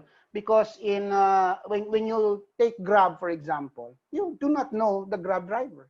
And commensurately, the Grab driver does not know you and whether they'll take you to where you want to go. But there is implicit trust in the system that you will be picked up where you said you'll be picked up. You will be dropped off where you said you'll be dropped off. And that the driver who does not know you and is really an independent business owner has the assurance that he will get paid for the services that you rendered, implicit in the trust. It's the same with Airbnb. It's the same with many retailing companies. Okay. And therefore, part of the things that you need to consider is not just the ability to protect yourself, but to build the foundations of trust. And you cannot have trust if you don't have security, if you don't have privacy and control. Okay? Why is that important? Because before, organizations are rewarded if they take care of other people's money. Now, organizations are being rewarded if they take care of other people's data. And privacy and control is a critical component of that. Of course, there has to be compliance. When you have rules and the rules are not followed, the trust goes down. And then there has to be transparency. Clarity of procedures, processes, visions, principles need to be transparent both to your buyer and to your organization. And you cannot just be transparent to your customers if internally in your organization you're not transparent with each other. Critical too, and there are many security things, but let me just focus on one because we really don't have time, and I can do this until tomorrow for all the security things. But critical to that is your digital ID system. It's really like the door that opens your business. If you do not know who's coming in, the more you do not know them, the more you're exposed. And therefore, you must have a concrete system and procedure to identify that people who represent themselves to be so is really so because you have a system that actually verifies that they are. This is both for internal security and this is also true for your customer security. Cannot start a online retail store or a contracting store if you do not know the party you're contracting for. So think about that. And also before, in the Industrial Revolution, we wanted to control everything. Time in, time out, uniform, same rhythm, same cadence. That's the Industrial Revolution paradigm. And that needs to change from control and shift that to empowerment. It's the same. You can, with all the piracy, and they talked about piracy there, the state and enforcers can only do so much in controlling. What we really need to do is empower the consumers to know that they need to get the legitimate ones for their own sake, not for the sake of the producer. So we need to start shifting our focus and attention and approach to empowering them to discern, empowering them to think critically and think strategically, and allowing them to co-create an ecosystem where it's sustainable both for the producer, the IP producer, and for the consumer. And these are just some examples of the things that they can do if they don't. So they can, for those who produce products, you can simply just change your product. From one offering, switch it to another one. A good example is cassette tape, I suppose. Cassette tape, before, that's the product. You buy it, there's a tangible item, and then incidentally, there's a music that you like. Okay? They shifted that into the real enjoyment of the content. They made it digital. Now they made it streaming. If you can't do your product because you can't digitize food, for example, if you're in the food industry, you can't digitize that. You can actually change the customer experience, like what's happening now. For example, streaming, all right? Program streaming. Many have done program streaming. So the customer experience has changed from sitting on a prescribed rigid time frame to watch what they want at the schedule provided them by the provider. Now the user experience is that on my own time, at my own pace, I will watch the following and only the ones I want to watch. Okay, so that's also changing the user experience. Alternately, you can change your business model. So in many instances, if you notice, there was a chart that I saw a few, software is just 4% piracy. Prior to that, software is the highest piracy. And the reason for that is that there was a change in business model. Because now, instead of selling you the right to use my software, they actually switch it, put it on the cloud, and I now give you access for a duration of time for the software that I made. That's a subscription basis, and that's example of changing. Alternately, I'm almost done. You can just stay analog if you like. You don't really need to. Okay, but you have to be warned. And the reason is I'm going back to the panda bear. Universally acceptable, universally liked. Everyone from a brand perspective, perfect. But you do realize that a panda bear only eats one type of food, and that's the bamboo. And that bamboo only thrives in a certain part of the equator, and mostly in China. And therefore, they can only thrive in China. And then the third one is that they're actually not very prolific breeders, and that they're only fertile every 3 years. Because they don't come together as a group, they're just individual, a lot of things are left to chance. So much so that panda bears cannot thrive or cannot survive outside of help from humans. Okay, so the question is now, are you a panda bear?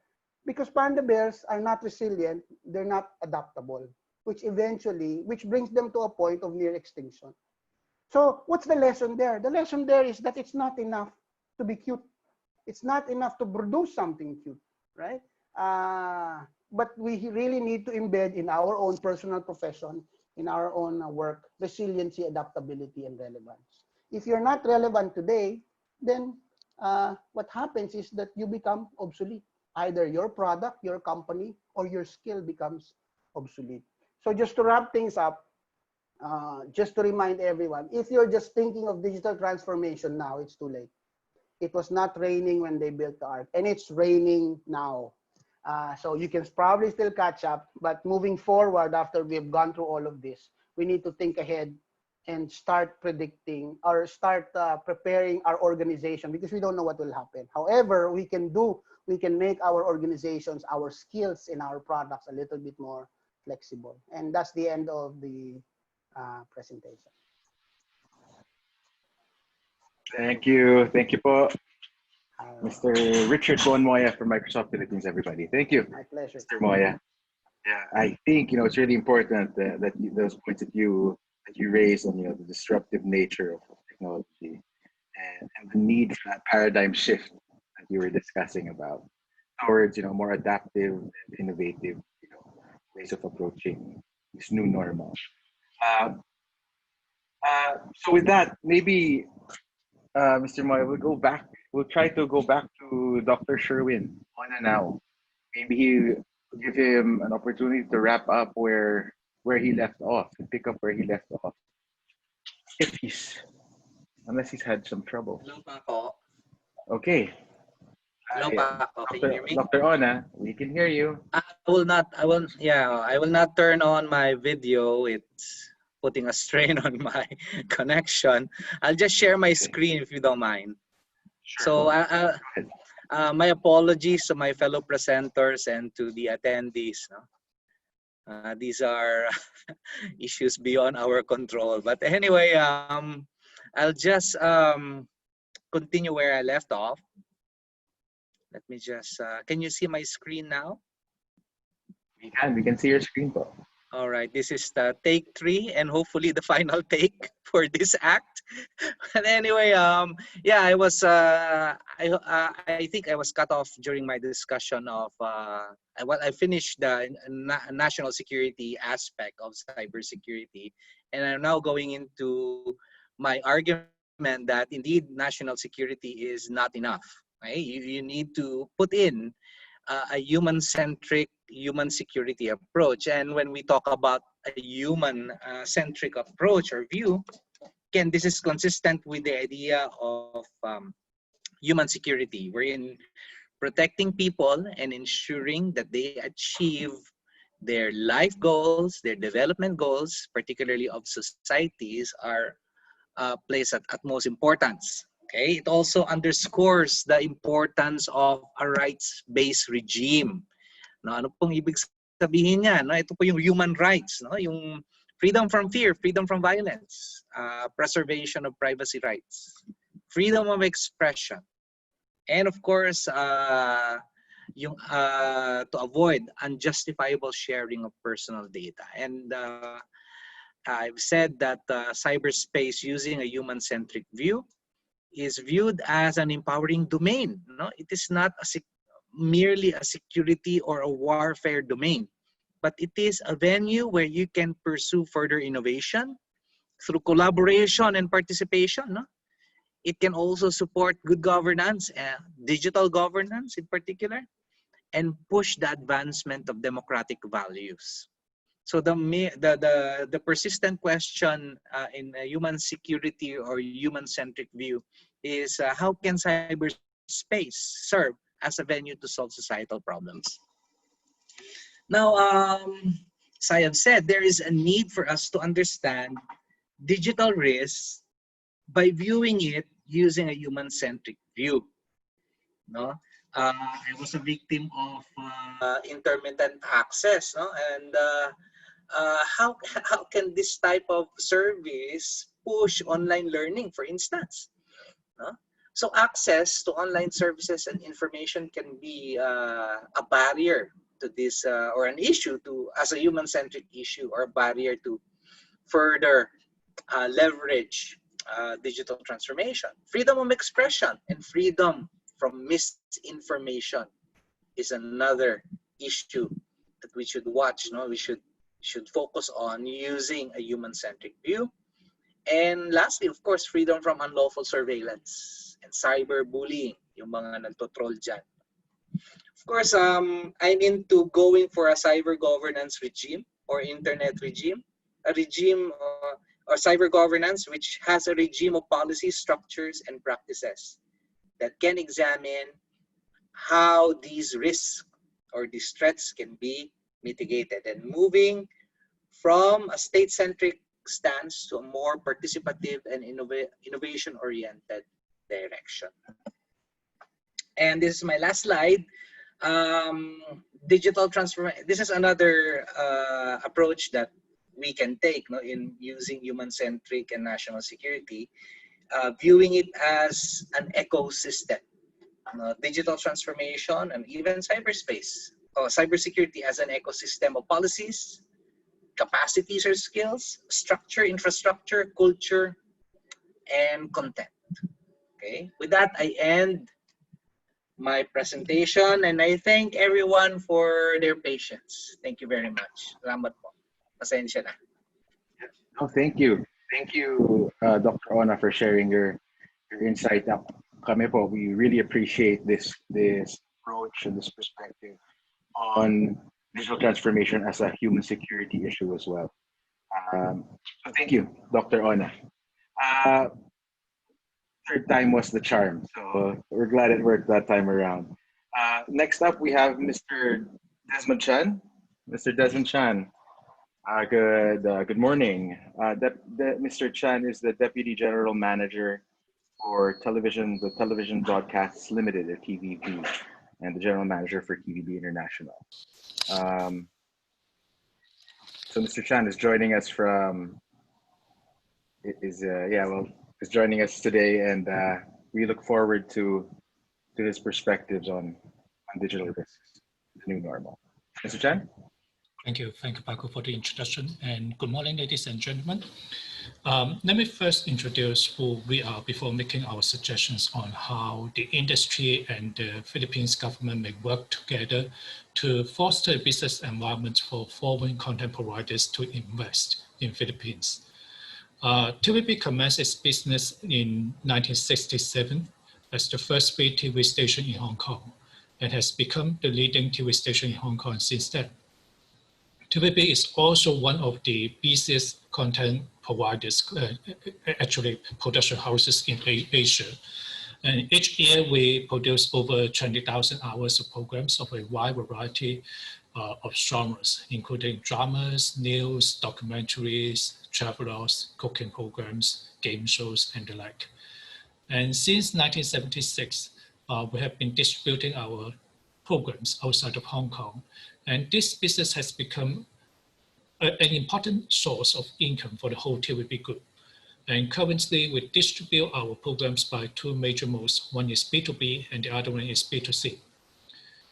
In the B2B mode, we license our programs or channels to pay or free TV operators in overseas territories, and they pay license fee to us in return. In the B2C mode, we use our OTT platform called TVB Anywhere to provide our programs to the end users directly.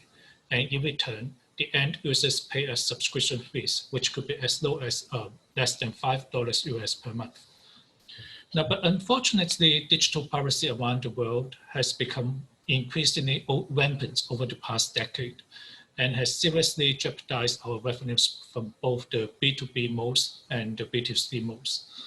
To give you an example, Malaysia and Singapore are the two major territories of our distribution business.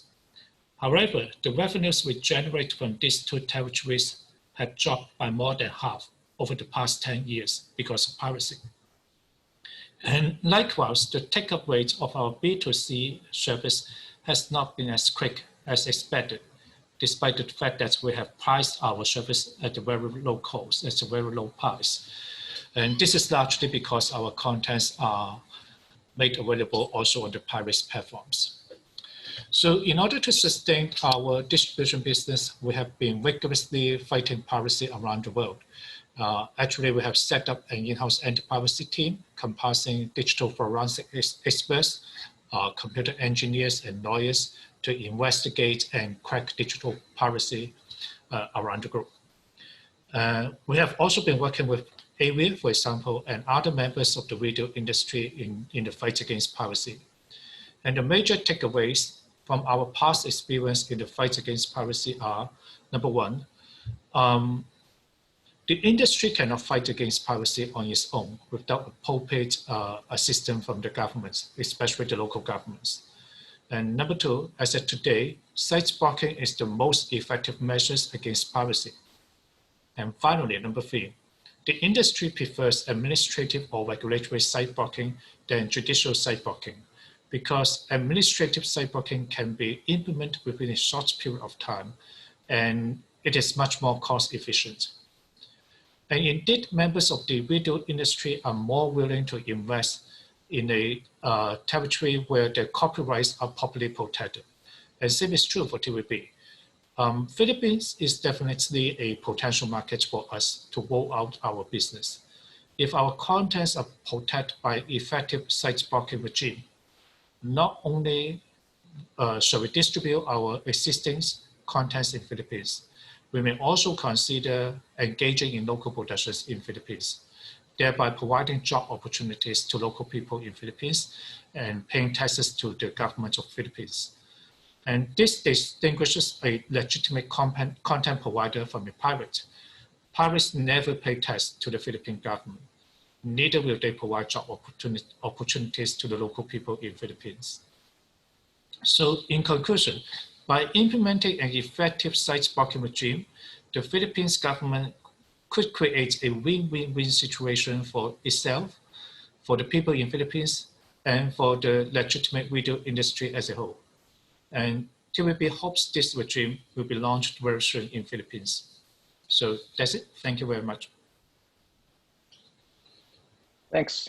Thanks, Desmond, for that insight. Especially, I appreciate it because it also gives the international perspective on what's happening here in the Philippines and how it doesn't just not just a concern here, but how it's a concern elsewhere as well. Yeah. So thank you. Thank you, Mr. Chan. Yeah, and thank you to all of our speakers who shared a lot of their insights with us this morning. At this point in the program, we now get to the open forum, the Q&A point. And at this point, we have a few questions in the Q&A feature, but some have been answered, some haven't been, and we also have gotten some through email and text. So let's just go through them. First of all, we have a question here is Neil still with us? Yes, I am. Yeah. Oh, hi. Okay, great. Great to see you're still here, Neil. We have a question here about how much is the estimated cost of revenue loss for content developers in the Philippines? I think this is related, obviously, to intellectual property violations and piracy. I don't know. Were you able to touch on this during your presentation? Is there a figure or a way of measuring the economic impact or the revenue loss for the Philippine economy due to this pervasive piracy? Yeah, we don't have that specific figure currently. I mean, when I was speaking to Media Partners Asia in preparation for this town hall, we really just focused on the subscription VOD revenue losses to the Philippines. I mean, this is, you know, in the provision of content, this is the growing platform, the growing technology of distribution, streaming, OTT. And as I showed in one of the slides, you know, what we have seen since 2016, since you know, legal OTT platforms are being launched in the Philippines, as their revenues grow and their popularity grows, as does the piracy platforms, the streaming piracy platforms grow, and you know, the revenues being made by crime groups who operate these piracy streaming platforms are, you know, the same, if not greater, than the legal revenues going to local and international content companies, as well as, you know, as Desmond referenced, as well as loss of tax revenues to the government. So, as I said, I don't have specific figures looking at the broader loss of piracy to the Philippines GDP. This is just one area, just looking at subscription video on demand revenues. But we all know that piracy impacts, whether it's the cable and satellite industry in the Philippines. It certainly impacts those in front of the camera, those behind the camera, those that are making television content and movie content for local platforms and for theaters, as well as international platforms. You know, Philippines has a good reputation for creating and telling stories on film and in TV formats, and you know, they're being picked up by the Netflixes and the HBO Go's and the Prime Videos and so forth. But they're all being impacted by piracy. Right. Right. Yeah. Exactly. So actually, that leads me to another question that I might throw towards IPO Phil, Attorney Pascua. So maybe I could ask you also, sir, if you also have any insight on the economic impact of this sort of digital risk, this piracy on the Philippine economy. But at the same time, you know, you mentioned like the creative industry, for example, of the Philippines is being impacted by this. But at the same time, what actions, maybe you could get into a bit more, what actions IPO Phil has done to curb digital piracy? Sir? Yes, thank you, Paco. The documented study that was made last was, I think, 2009 and then improved in 2014, led by WIPO. That is why we are finishing an arrangement with WIPO, or the World Intellectual Property Office, to update this data. And as far as I can recall, but don't quote me there, it's sort of about 6% of our GDP comes from the creative industry, no, or IP-related industry. As we all know, now the economy is different than it was 5, 7, 8 years ago. And as you also know, IT as a platform has increased, not only during this pandemic, but just before the pandemic, it was already ramping up. And it just got a boost in the arm, so to speak, during the pandemic. So what is the impact on the economy? I would say that it is significant enough that it has to be given attention to. That is why DTI and even the legislative branch of government and us in the intellectual property rights are talking laws that would come up. Last year, you would recall, was it last year, 2019 or 2018? The Innovation Council was created by the Philippine Innovation Act. No? So you can see that the creatives, no, all on the creative industry, innovation and creativity is being given attention to. by government because it is definitely impacting in our economy. We cannot belittle its role, its contribution. No? In fact, during this COVID, part of the industry that was severely damaged and affected are the films. No, there were practically no new films, even in Disney, I suppose. Even in Netflix, we were waiting for, what's that, the 5th season of whatever, it never came out. So, affected ang creative industry. What is essential, I think, aside from putting them back, is putting them, while we have a time now, no matter how small, a window to be able to restart. Sabi nga nila, the pandemic made us reboot all our systems, consider all our processes, but at the same time, it has to be changed in a way that it would be adaptive already to the new environment, to the new normal. IT is there, online, these are all going to be the medium, the highway that we will be passing. So while we have, as I said, while we have that short, limited span, it's always good to start it right from the very beginning, rather than do corrective measures as you go along. Because by the time, iiwanan ka eh. IT is running so fast, faster than rules, regulations are being done.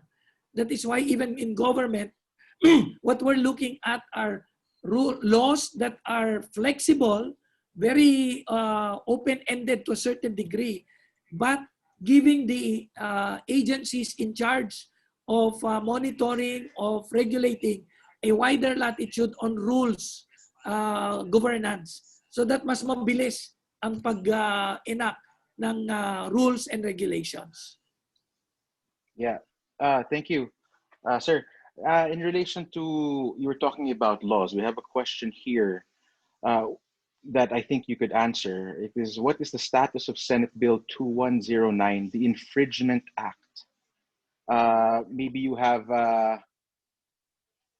something to say about that, Sir Pasqua. Frankly, it has not come in front of my desk. Is this in the Senate or the House? No, but I believe this is in the Senate. In the Senate, 2109. We just had a hearing about a week ago, but it is regarding. Yeah, I think it's. Is this the one that's authored by Senator Marcos? No, this is related to that perhaps, but even then, if it was just filed in the new Senate, I'm sure it will come up quite fast. What is being concentrated now, I hear, is the e-transactions bill, because in the House it has already passed the committee, and it will be in the plenary very soon, and a partner bill is now being made in the Senate, so that it will, you know, I'm being optimistic. Within the year, I'm sure they're trying to target that they finish this within the year and then have it signed.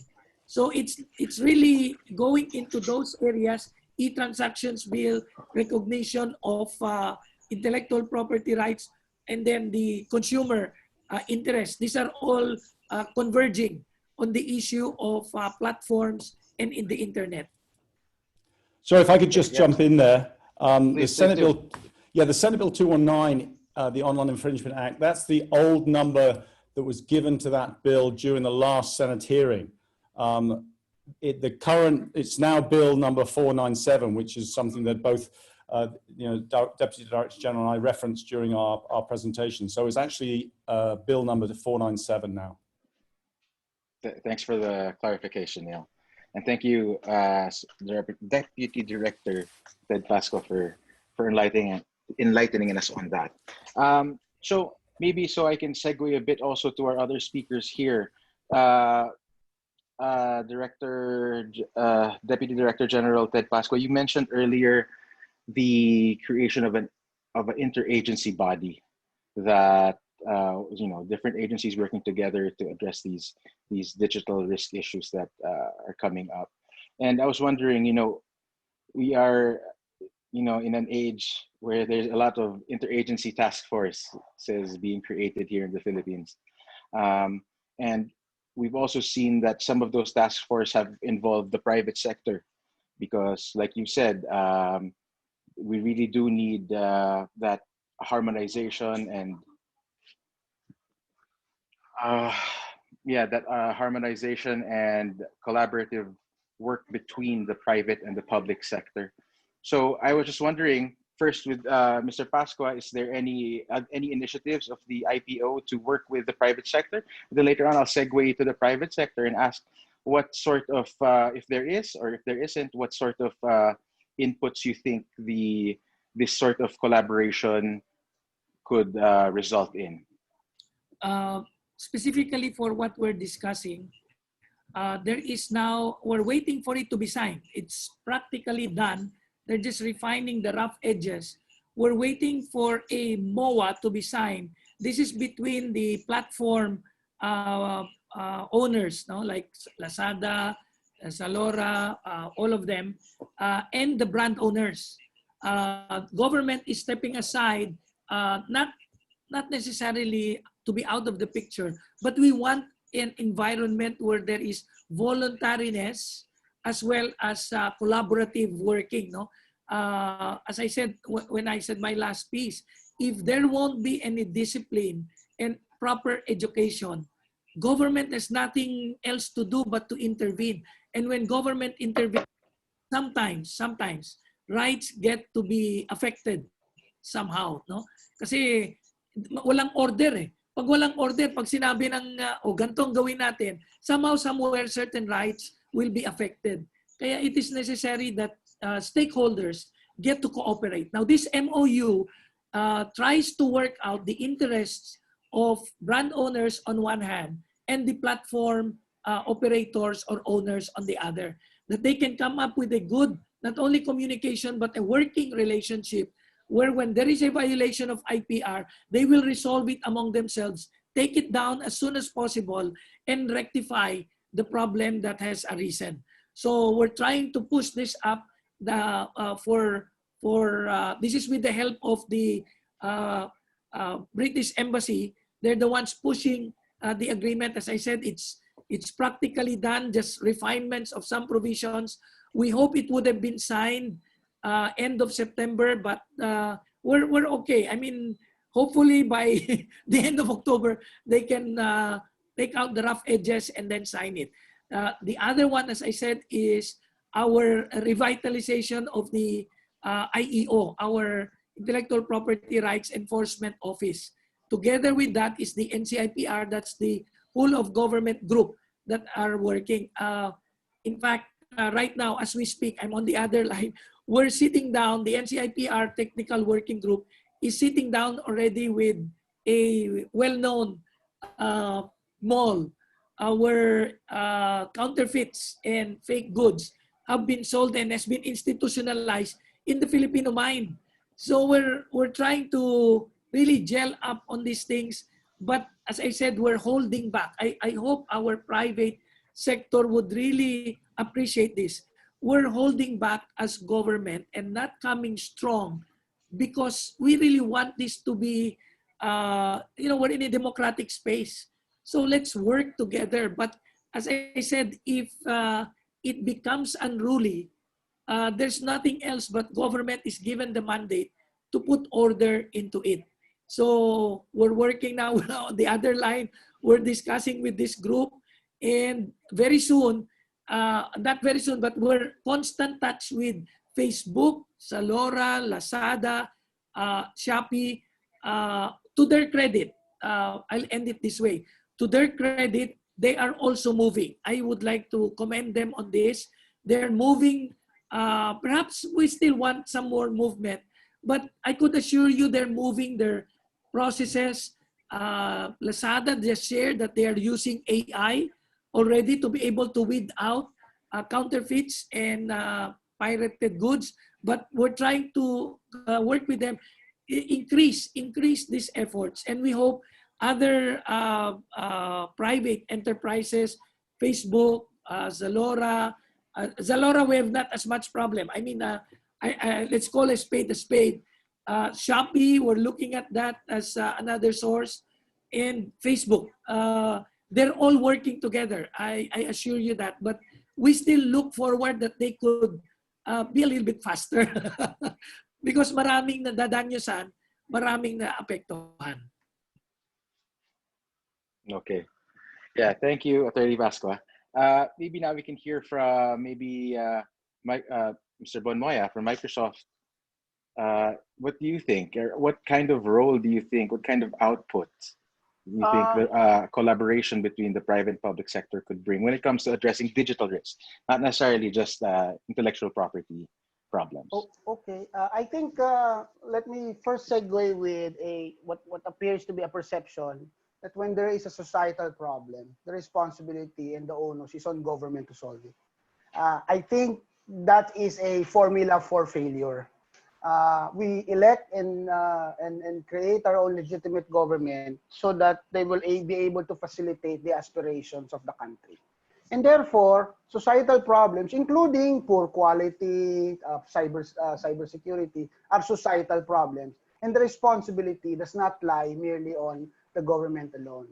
I think that responsibility should also be seriously taken by the platform providers, as the DG Pasco said. They should own up to some degree as part of a good corporate citizens to ensure that the shared value of fairness, the shared value of quality, and proper representations are upheld. Having said that, we should also, and more importantly, share that responsibility to the consumers. Because even if we do everything that they want, if I want to buy something because it's cheap and I really do not care the total cost because I'm getting it at free, then it weakens the whole quality, societal quality assurance ecosystem. Yeah. So I think everyone should take part in recognizing that the responsibility to solve our societal problem is everyone's. And it starts with A, being informed, B, being responsible, being fair, and having enough knowledge to realize that in many instances, each problem is multidimensional and the perspectives are there. And we must generate a consensus as a society, the same way we do when we started the internet. The internet is not government-led. It's really, to some degree, ambiguous. But somehow there seems to be some degree of consensus on what's best for the most part. So perhaps a continuous, active sharing of responsibility and co-owning the societal good might be good for us. Thanks. Thanks, Bon. Maybe is Desmond still with us? Because we would also like to hear, like from an international perspective, how this sort of multi-sectoral collaboration to address these digital issues is being done in different parts of the world. Oh, sorry, you're on mute, Desmond. Yeah. Sorry, we can't hear you. I think your microphone's off. Yeah, sorry, I have unmuted. There we go. Yeah, okay. Maybe we could share the experience with you on in relation to the anti-piracy actions that we have been taking in Malaysia. The Malaysia MDTCA, the responsible government department, has implemented an administrative site blocking regime for the content providers. And this is a revised regime in the sense that the processing time has been shortened to around 72 hours. So when they receive our complaints about pirate websites, then within 72 hours, they require the ISPs to block these infringing websites within 72 hours from our notice. And this turns out to be very effective. Together with AVIA and other members of the industry, we have conducted a number of site blocking, filed a number of site blocking complaints with the MDTCA, and the ISP did block the websites for us. And it is very cost efficient. It is not an expensive exercise from the content provider's perspective. So this is something that perhaps other governments may refer to. And of course, adjustment may need to be done in light of the local situations. But basically, the framework is there. And also, we will say that cooperation from the ISPs are very important in the fight against piracy. For example, we have also conducted site blocking measures, applying for judicial site blocking orders in other territories. And sometimes we have come across difficulties from the ISPs. They have concerned that, well, whether these are actually the website that they should block, and they will pay details to the documentations filed by the content providers just to make sure that they don't overblock or they don't block non-infringing websites. So I think the ISPs and the content providers need to have mutual trust in one another, and they need to cut down the red tape so that the process could be done more quickly. And this is especially important for content providers whose contents are time sensitive. For example, the sports content providers. If they can't block the infringing website while the match is paid, then damage has been done. It's not really useful to block the website after the end of the match. So this is some takeaways that we have learned from our past experience in doing site blocking in different territories. And if I could just pick up on what Desmond was saying. Sure. Yeah, you know, Desmond was saying that we've had a lot of success in Indonesia. We've had a lot of success in Malaysia with the site blocking because the framework is there. Well, you know, the framework is there within Senate Bill 497. You know, it's a well-crafted bill. It would make, if passed, it would make for an efficient and an effective site blocking mechanism. It's fair, it's balanced, it has all the required protocols in place to ensure that those piracy sites referred to the government are indeed egregious. Ultimately, it's a decision by the government to make whether a site is infringing or not. And once that decision is made, it would then result in an order to the ISPs to block those infringing websites. This would not lead in any overblocking. It would be a blocking protocol that the ISPs in the Philippines already use when they have to block, you know, malware, when they block child exploitation sites and so forth. And also something for mention is that the telcos in the Philippines are supportive of site blocking. So we have the content industry who are supportive of site blocking and see it as a critical tool in the fight against online piracy. And we have the telco sector who also see it as a critical tool in the fight against online piracy. You know, their business model is also now migrated into content production and content distribution. So it's something that would benefit both those sectors, and it's something that would benefit consumers in terms of providing legal services which are protected, legal services which are safe, and it will reduce the consumer risk, which as we've already discussed this morning, is something that is a very real risk for consumers, especially children who access piracy sites. And the type of malware that is available on these sites, you know, it's not just bots. This is spyware. This is malware that can steal credit card information and other type of banking information. So it would also benefit consumers. So, you know, we do encourage both the content industry and certainly, you know, legislators to, you know, review and support the Senate Bill 497, because it's something that will have an immediate and substantial impact on the reduction of online piracy in the Philippines. Yeah, thanks, Neil. We have Bon, yeah, for sure, go ahead. Just to, you know, shake us a bit. I think on a conceptual basis, on a content blocker seems to be an effective way to go about it. Let me just shake the ball a bit and pose the question. At the end of the day, the technology to block requires an entity who decides what to block. All right. There are no discussions that pornography, piracy. These things are societally accepted as something that's bad for us, and therefore we have consensus to do that. So that's easily. However, sometime down the road, if you have this mechanism and someone, say, an anonymous bureaucrat at behind it would simply now say any content related to liberal thought would now be blocked, then we now enter a dangerous ground. Like Doc Sherwin was saying, when the basis for that is really the state deciding for society what content is acceptable or not. I just wanted to put that up. Yeah, that's a great point.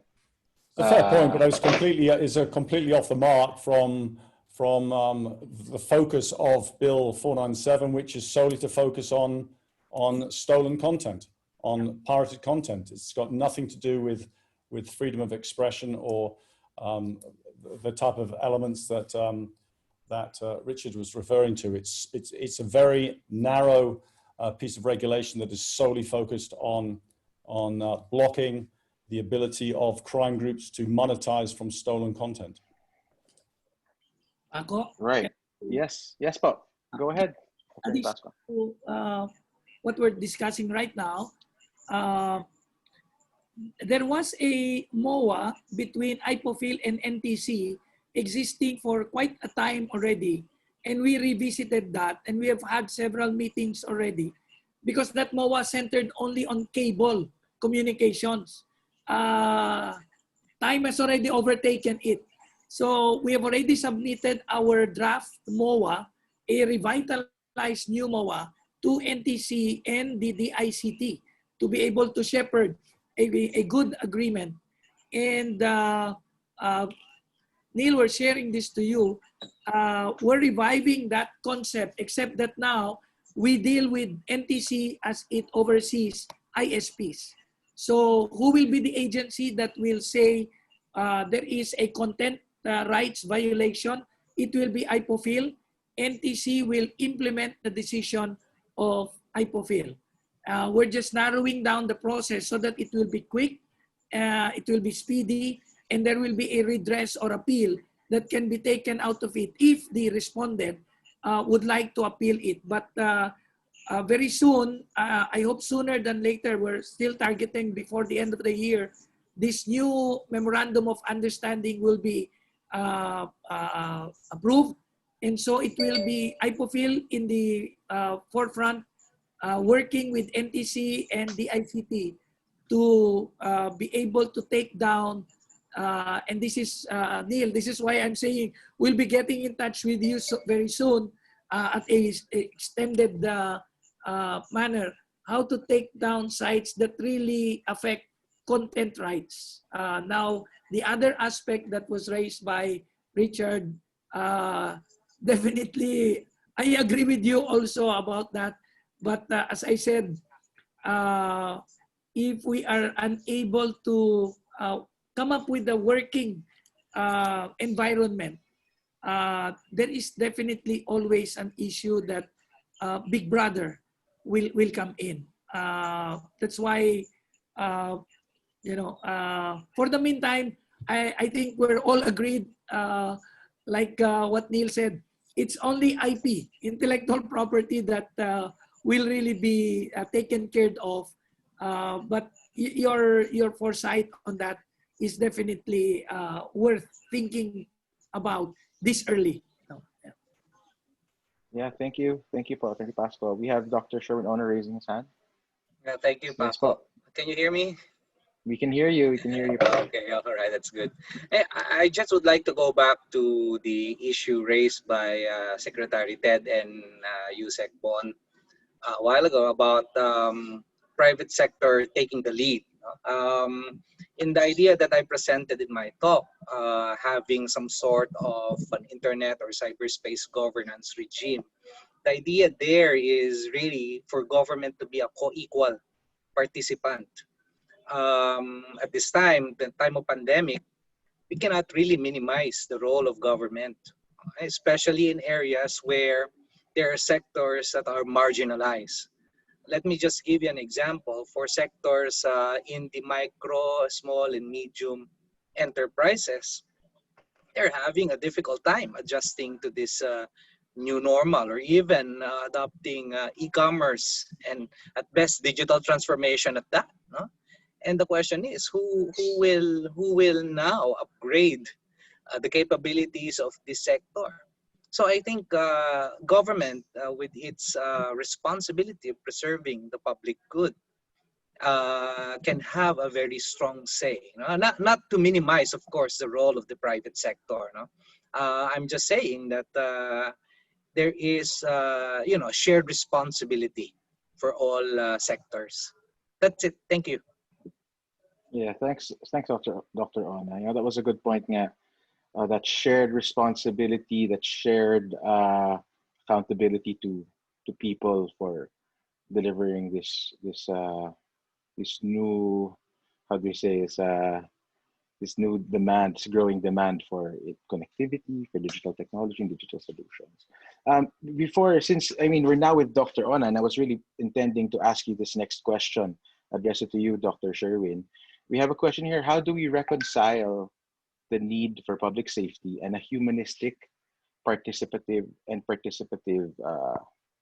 approach to enforcement? I think this also touches on what DDG Pasqua mentioned earlier about the government coming in to address these growing problems. Do you have any thoughts on this that you could enlighten our question asker about? Yes, in my opinion, it is really to view problems as a domain of both public and private sector, and problems not really being solved in terms of a one-sided approach.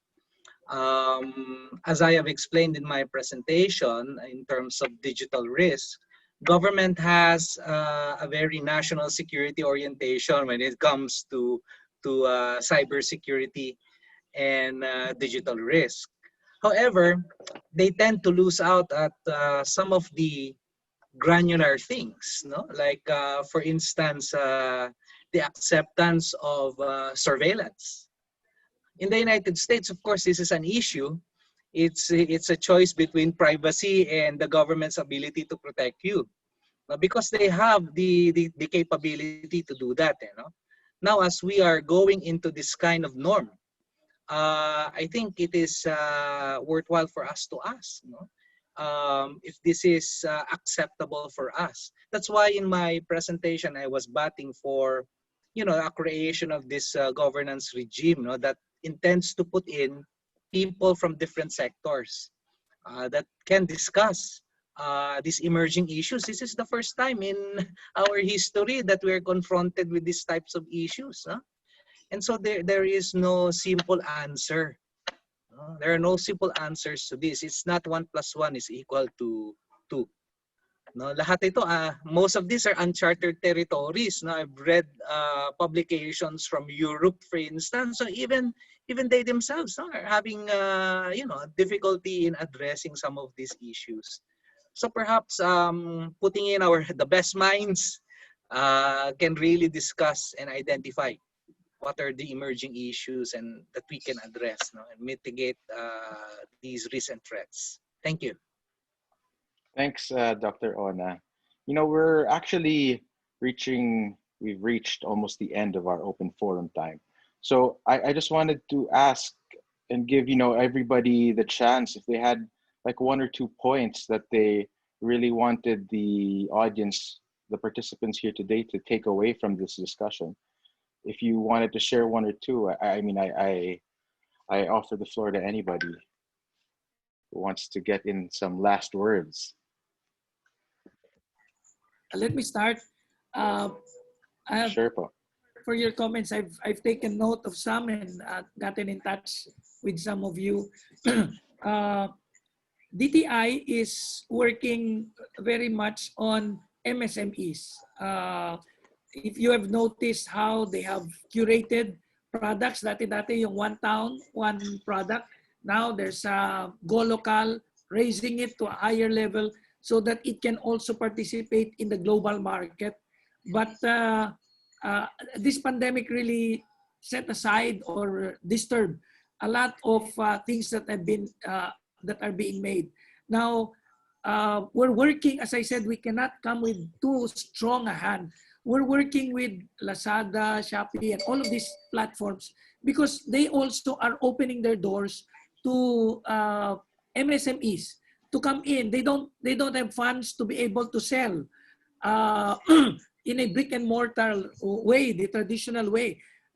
Now, especially now, you just call, deliver, and it can be done. I'm talking with a couple of entrepreneurs who will come up also with a digital platform for home cooked meals. You see, so these are being generated as a response to what is happening. But I'm not too much a regulatory person, no? Even if I'm in a regulatory office, I really go forward for a mindset that those who participate in a human activity would take the interest of the greater good over and above their own personal interest. So quality, standards, this I think should be generated within the industry, within the group itself, rather than government coming in. That's what I've been always saying. The problem is if you get to be a unruly group of sector, you have no other recourse but government will step in and it will disrupt and hurt more people. So it has to be, and I laud what Dr. Sherwin has mentioned. Everybody really must put in something. Come up with standards, come up with quality before just saying, I need to earn a living. More than that, what are you offering to the public? Will it do harm? Will it do good? Before just saying, I need my piece of the cake or piece of the pie. Let's have that mindset and mind attitude. And then perhaps the group of Dindo, what is the issue on aspects of nationalism in this coming age? No? How do we come up with efforts to make our nation work in a particular quality, particular framework, rather than just slug it out in the market left and right, bara. Let's work towards that. But as I said, we're having a hard time educating our young people. We're going there for IP. It's the next generation that we're really worried about. The current ones, they'll soon be past. A couple of years, they'll be gone. But the next ones, the 20s, the 30s kind of guys, what are they coming into? What forms, what frameworks are they coming into? We're worried about them. And we want to set them right before they get embedded on certain things that don't really work or would work against our ultimate good. So thank you very much, Dindo. Will have more of this. And to our speakers, we hope to see you. We need your inputs. These are very good. We in government don't have a monopoly of these things. You have it. You have more time. You have more reflective at times to study it. Let's continue this exchange and create a better environment for all of us. Maraming salamat. Thank you po, DDG Pasqua.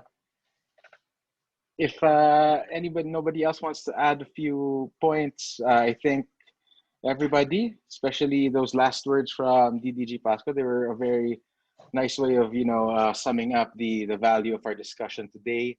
And with that, I'd like to formally close the open forum and proceed to the closing. It is after all 11:34. Over the course of the pandemic, there has been an accelerated dependence of Filipinos on digital tools and platforms for all aspects of this new normal life.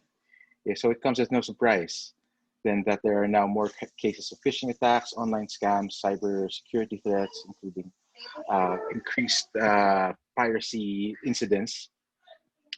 But if we are to move more steadily towards an eventual goal of e-governance post-COVID-19, we must secure all major online vulnerabilities. This means providing the policy framework necessary for stakeholders to fight back against these threats, these digital threats, providing the necessary education for users and building capacity. but also working with industries to ensure that we can all tap our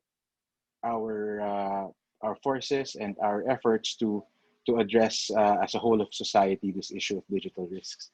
The dangers present in our digital world increase as the scope of digitization widens. We must work together carefully across sectors to make this space safe for all involved if we hope to reap the potential benefits of e-governance, online political engagement, and create platforms for online political discourse. With that, I'd like to thank all of our speakers today. I also like to thank Professor Dean Dumanhit and the team at Stratbase ADRi for making the necessary arrangements for today's event. I thank you all, to our participants as well, from media, industry, and academe, and I look forward to seeing you all soon. Thank you very much, and have a great day. Bye-bye.